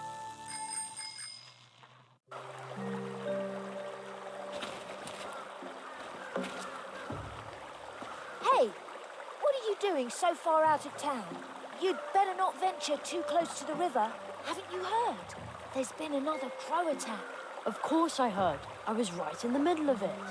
Yeah, heard that one before. But we're town guards. We're different. They stationed me here as a crow scout because of the latest attack. And all that just to make sure that show-offs like you can sleep in peace. Oh, thank you. You're welcome. So here I am, standing guard, eating nothing but these red berries, pining for a well-peppered cheese fondue, deprived of an encouraging word from my comrades, and all that just to make sure that show-offs like you can sleep in peace. So keep your hands off my berries.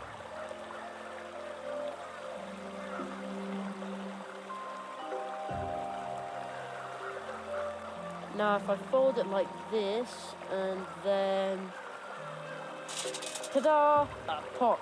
Oh, are you going to cook something? What is it? Let's see. Not that I need anything. I can manage all by myself.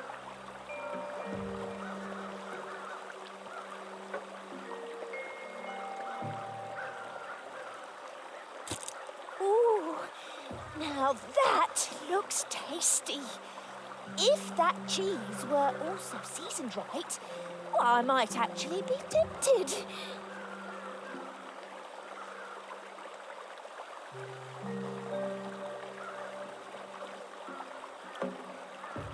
Cool, rose hips. When they're dried, you can use them as itching powder. Rose hips are cool, but disappointingly useless.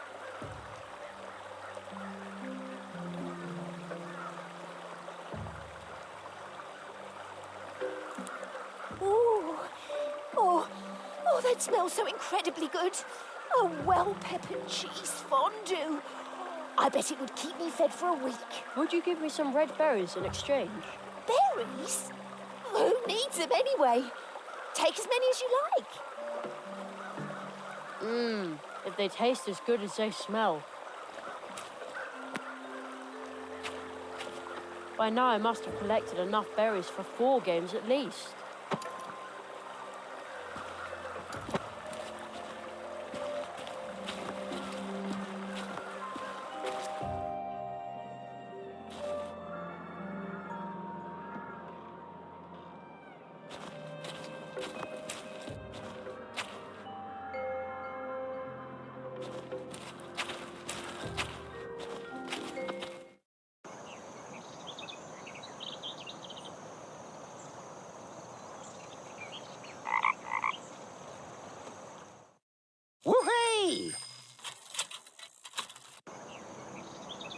Hello, Jerry. You're out and about late. Well, where to?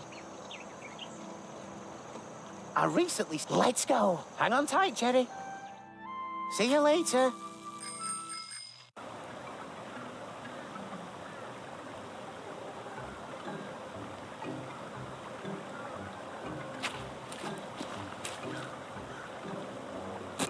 Perfect. Hey, juice is already coming out of the tap. Now I have beet syrup on tap. A mug full of thick, sweet syrup.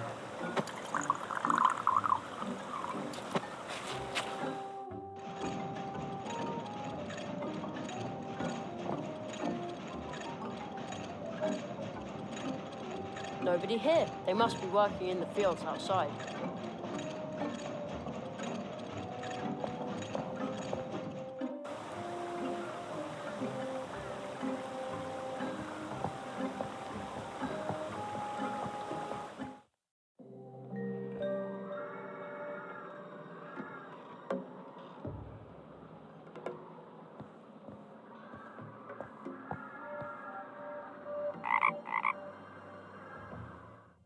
Woohoo! Hello, Jerry. You're out and about late. Well, where to? Let's go. Hang on tight, Jerry. See you later.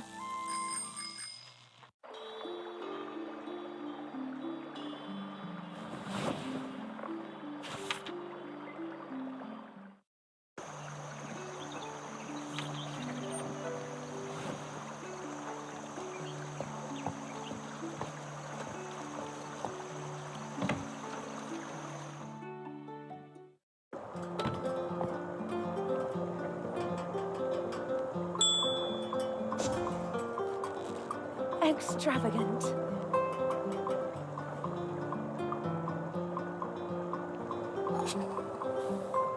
Welcome back. An ingredient for the cake. Thank you, my little cracker crust. All that's missing now is a handful of sweet red berries, and then some milk and beet syrup.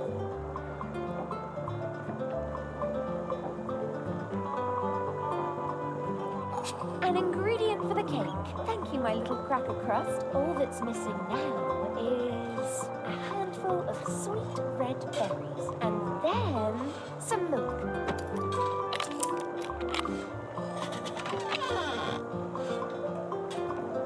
An ingredient for the cake. Thank you, my little cracker crust. All that's missing now is some milk.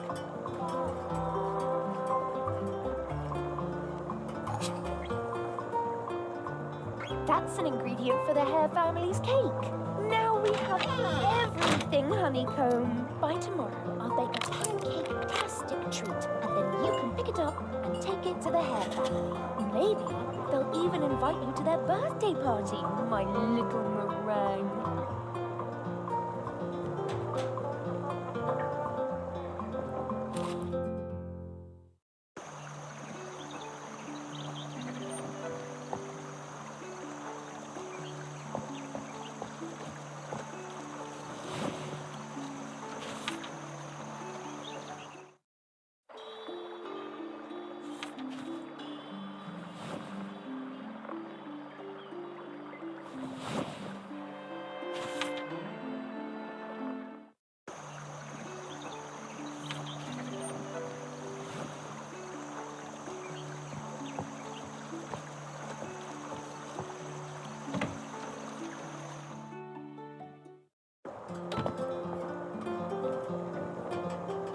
That sure looks tasty.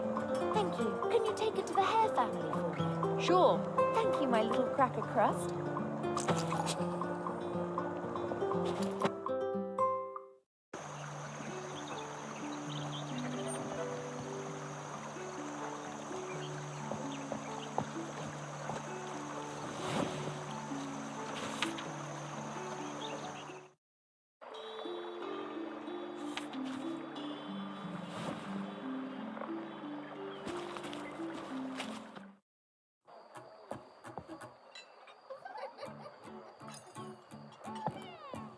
Hello, Mr. Hare. I've brought the cake you ordered from Anya. Oh, wonderful. It's about time. Looks like you aren't completely useless after all. Oh, the cake looks good. You know what? I will make a major exception for you. As of today, you can officially take part in our popular hare parties, known far and wide. Wow! Well, don't just stand there. Go, enjoy the party. What a moody fellow. I hope the rest of his family is a little more laid back.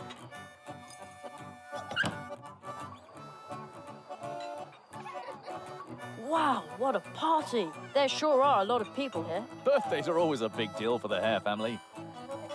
But don't the Hares celebrate a birthday every day? Of course. It's perfectly normal in such a big family. Bottoms up!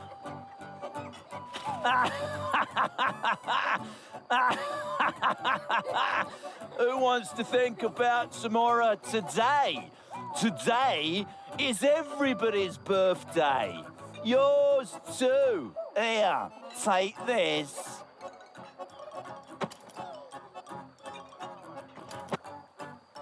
Bottoms up. Who wants to think about tomorrow today?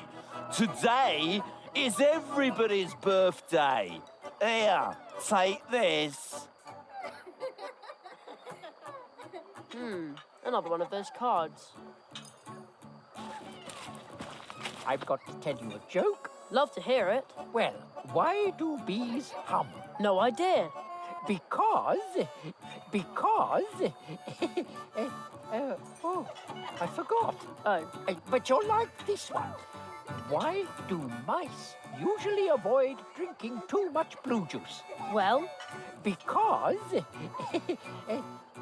I just can't remember punchlines. But I've got one more. A rabbit couple is booked on a luxury cruise. At the quay, they get stopped because there are too many of them. Why? I don't know. Because, I don't know either. Pity. If you pass it on, maybe someone will know the answer. Someone with a sense of humour. I wrote down as much as Jonathan can remember.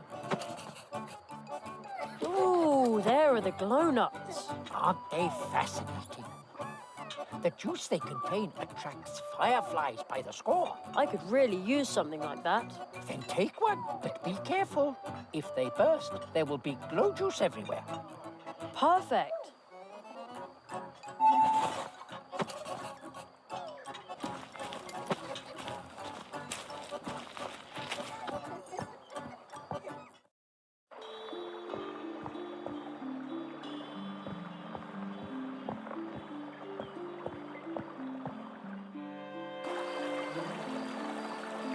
Good evening.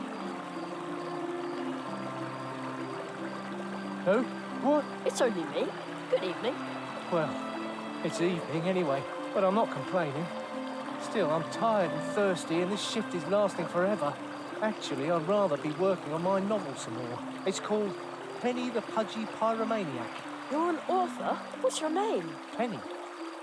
Don't volunteer for the night shift, they said. And now... But I think you were complaining. Hello? Who's there? Still me. Oh no, oh no, oh no! Oh no! What if a crow had come? Or my superior? I need some strong black coffee very, very urgently. Why is Anya's cafe closed at night? Why? Why?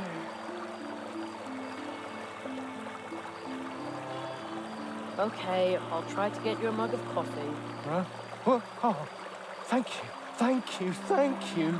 No problem. I'd advise you to avoid counting sheep, though. Rough and soft, rough and soft.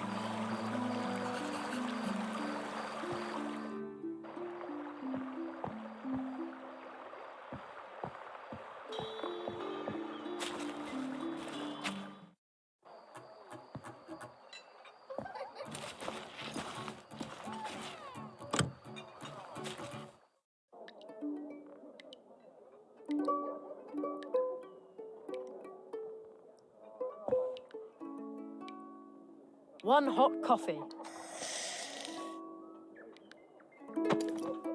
Too bad I don't like coffee.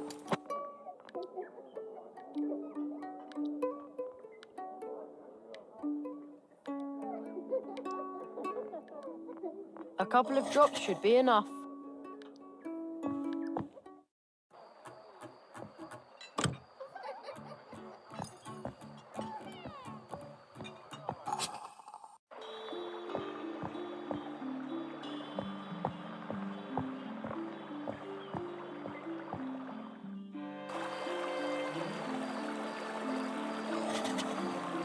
I've got a little present for you. Oh, what an aroma. Brewed fresh.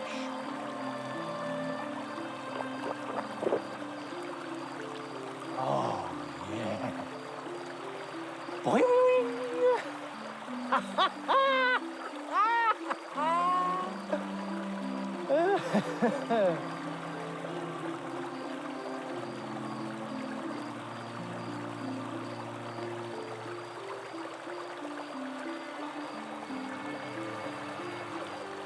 He's asleep. These sleeping drops are really strong. I'm starting to feel guilty. Well, who knows? 40 winks will probably do him wonders.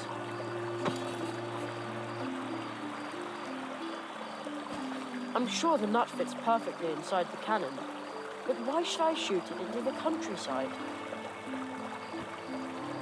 Wow, the whole town fits under the tree. Any bird who built a nest up on a branch would have a magnificent view. I wonder if mice and squirrels live like this in our woods. Did I always just take a wrong turn in the woods at home?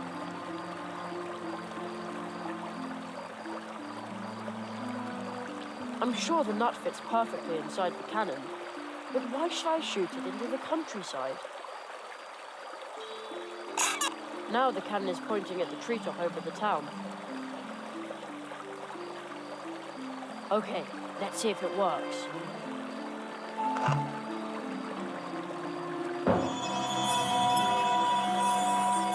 Wow.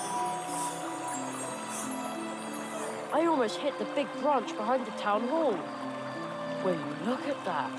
The glowing stuff from the nut is attracting fireflies from all over Mousewood. How pretty. And the guard is still sound asleep in spite of the noise.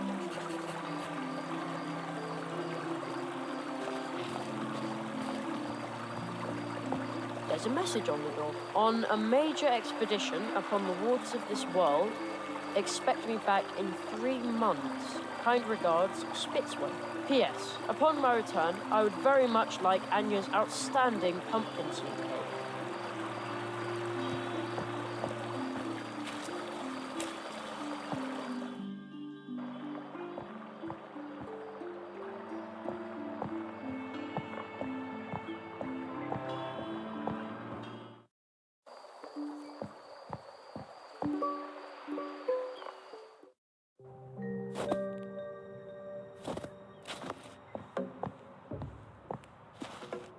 Just dusty old papers.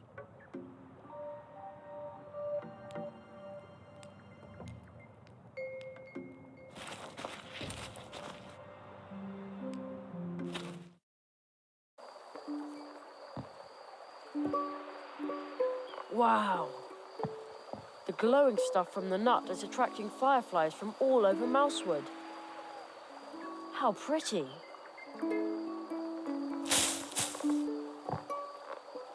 Do you know how long I've waited? I'm now ancient in a few days. I suppose you fired on the tree, didn't you, brat? Here I was, minding my own business. And then I almost dropped my spoon. Only I couldn't, on account of you stealing it. At least the tree now has a lovely colour. What the weevil do you want in my world, you whippersnapper? I suppose you want to extort your 3 wishes out of me. I'm a magician's apprentice, and I want to learn a spell. Give me the hat, and I'll take you along. I'll keep it until we're over there, okay? You suspicious boy. All right. Anyone looking for magic in my world comes to me. You simply wish for something.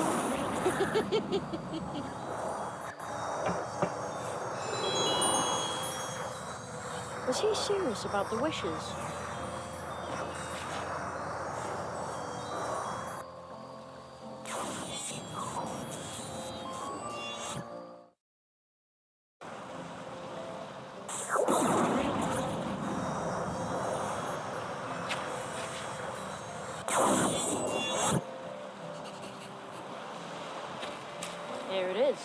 size 40B. Oh, an oversized green hat. High time, too. Such long legs, and yet a snail's pace. Put it on, Grandpa. My shamrock's cold. Say, what is this place anyway? Well, stick some wings on me. Call me a fairy, my lad. We're in the land of the wafting winds, the dazzling depths of the lovely lakes of the melancholy musings of the moon. Ugh. The weather is horrid, cold and wet. That's what I just said, you little shamrock ripper. Wish-pish. Everyone's always after just the one thing. No wonder I stay in hiding. I'm sure you're planning to wish for 5,000 shiny leaf books, aren't you? I get to make a wish. Oh, boy. That's the tradition, and traditionally, it backfires. What did you say? Oh, nothing. But where would I put that much money? You're worried about that, but I saw you. You've been collecting odds and ends everywhere you go. Your pockets must be deep, you brackish tea drinker. And you wouldn't empty your pockets for 5,000 leaf books. That'd buy you 10,000 bags of jelly beans, 1,000 comic books, or 100 video games. Sounds great, but actually...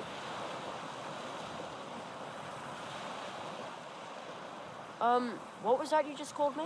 Whippersnapper, brat, tater nose, pipsqueak, shamrock ripper, brackish tea drinker, slime slug, junior potato farmhand, miserable midgebait, tedious tadpole. Oh, right. But I think you included some new ones. I'd rather be a master of my trade, right on the spot. All right, your wish is granted. You're now a professional, certified, officially distinguished plumber. What? But You're now a master of a trade. A popular one, too. Everyone loves plumbers because they're so useful. Two more wishes, Junior Potato Farmhand. All right. In that case...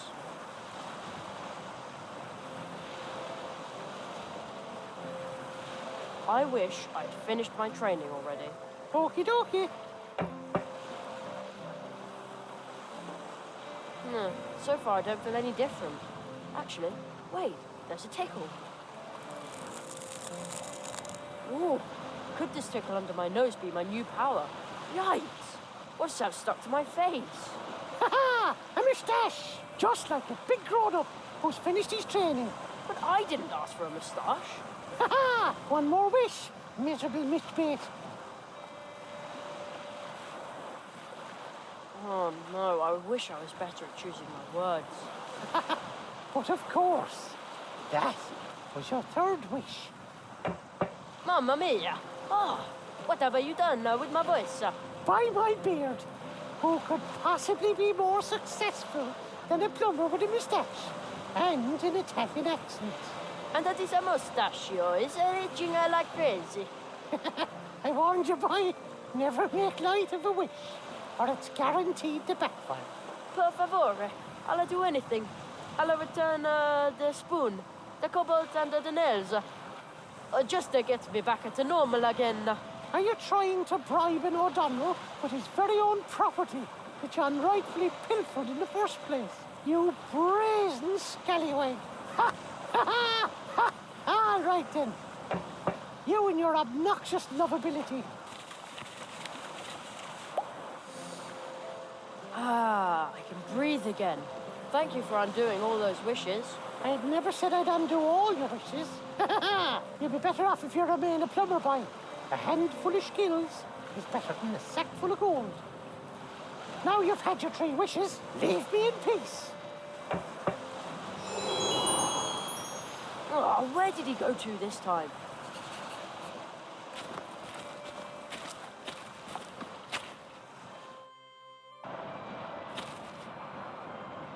Funny, I'm sure he ran in here.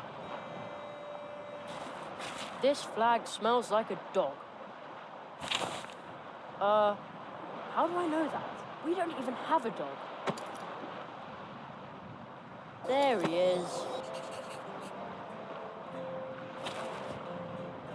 Excuse me? Oh, by St. Patrick! What else do you want, you greedy brat? What I'm really looking for is a spell. You're not going to find any magic here. I'm all out of magic. can't do it anymore. How come? Do the corners of me mouth look particularly convincing to you? Without a rainbow, I'm stuck here. When I'm in a bad mood, I can't conjure up rainbows, or rain, or anything else. And what could make you laugh again? That's no small feat, Tater knows. It would take something very special to cheer me up. Something very special and shiny.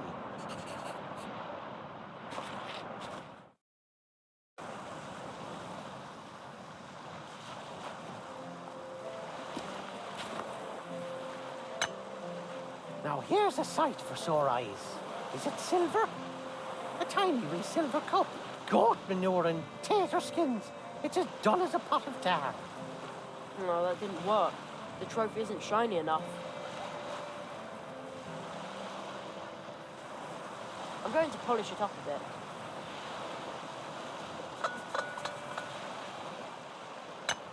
Perfect. Flag disintegrated in the process. Here we go. Oh, what lovely weather we're having out here. My woodruff lemonade tastes especially refreshing from this, well-polished silver cup. I'll just set it down in this window and look the other way for a bit, totally captivated by the emerald splendor of the landscape. That's what I see blinking. A wee, tiny, bright, shiny silver goblet. Oh, its beauty is worthy of the Emerald Isle. For all its lies and deception, constant toil and shattered dreams, the world is still a grand old place. Rudder! Emmet is coming home.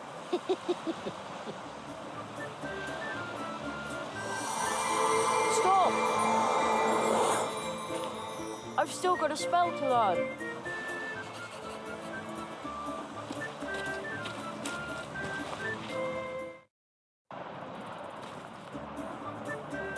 Oh no, he disappeared again, and this time for good. I can't travel on the rainbow. What do I do now? There's magic in it, right within your grasp. But he's gone, and I didn't even see how he conjured up the rainbow. Your answer lies within the rainbow itself. It will soon dissolve again. So hurry up. Wow, what colours! It almost looks like I could touch it. You can. You must touch it.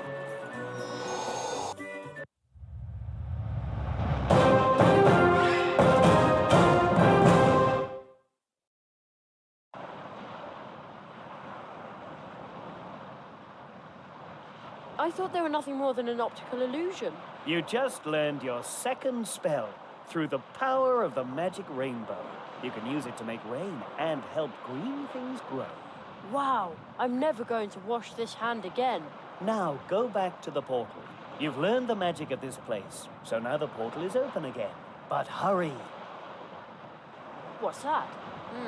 Another one of those cards. I wonder whether the green hats dropped that. It looks like it shows me, but together with some dog. How odd. But I don't even remember this. That's weird.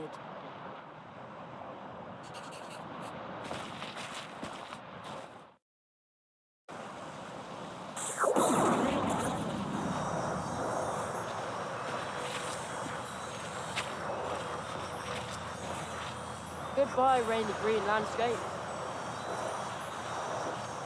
It's funny, but I think I'm going to miss the little guy in the hat.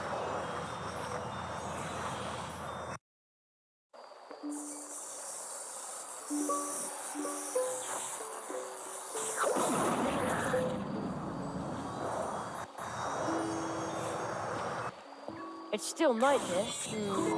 Now what?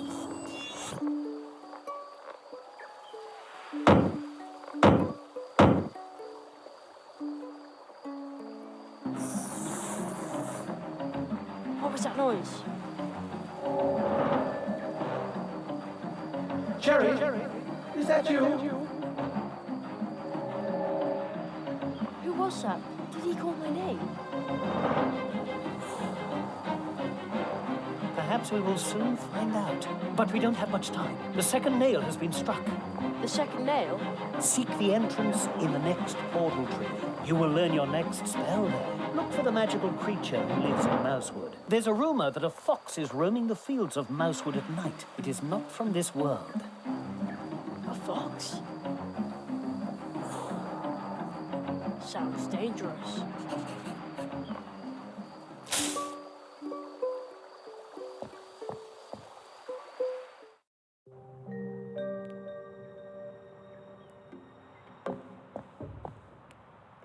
Rather boring paperwork. Old, but boring. What's that? Another card.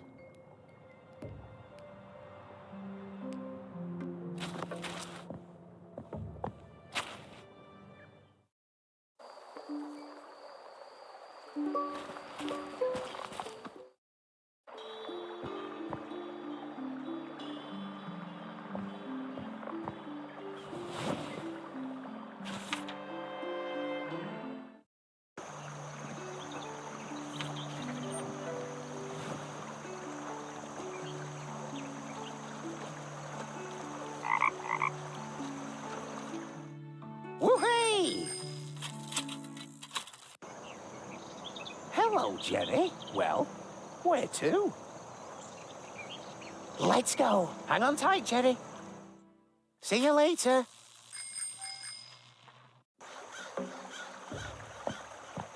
Looks like we'll have to get our mosquito bites somewhere else then.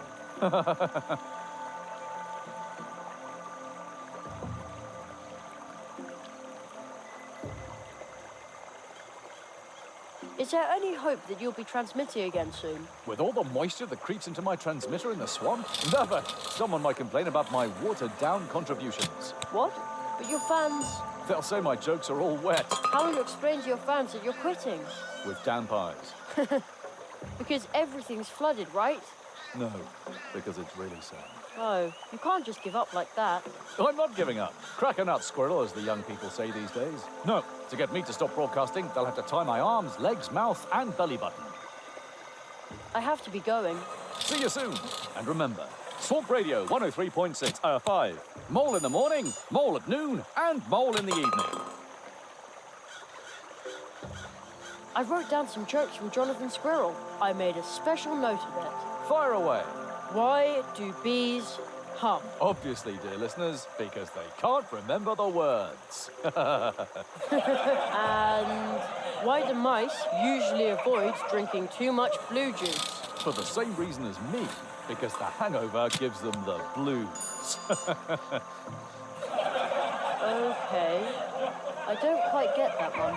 Never mind. A rabbit couple is booked on a luxury cruise. At the quay, they get stopped because there are too many of them. Why? Because with rabbits, two is a crowd. I don't get that one either. But the audience loves it. You could be a really good co-host. I wrote down the answers. Now I have 3 complete Mousewood jokes.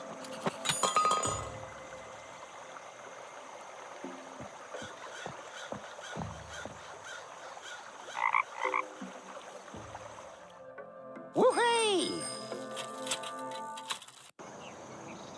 Hello, Jerry. Well, where to?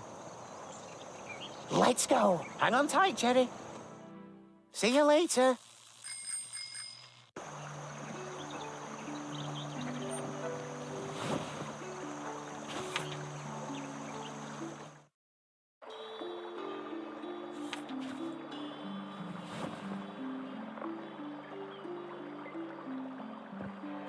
I've collected genuine Mousewood jokes. Well then, good luck. And now, opening for the wonderful Church Mouse Jr., ladies and gentlemen, Jerry. Hey, Jerry! Are we getting the nut again? No, now it's time for a laugh. We've got our fingers crossed. All right, well, why do bees hum? No idea. Why do bees hum, Jerry? Because they can't remember the words. Good one. More! Why do mice usually avoid drinking too much blue juice? Because the hangover gives them the blues. Super! That kid's really good. You'll love this one. A rabbit couple is booked on a luxury cruise. At the quay, they get stopped because there are too many of them. Why? Tell us. Come on! Because with rabbits, two soon becomes a crowd. Brilliant! But you can't tell it to just anybody. Oh, no. Thank you, thank you. Jerry, get off the stage! My junior has absorbed this new knowledge like a water nut. He's just as thrilled as the audience. I've hardly ever seen him this fired up about something, and the water trick never got this kind of reaction. Since you've made a great comedian out of Junior and brought me this much closer to my retirement, we'll be happy to give you the water nut. Right, Junior? Junior? Yes, he agrees. Take the water nut. Terrific, thanks a lot. You'll see, soon my junior will be a big star, and you can say, I knew him before he was famous. I'm truly, honored.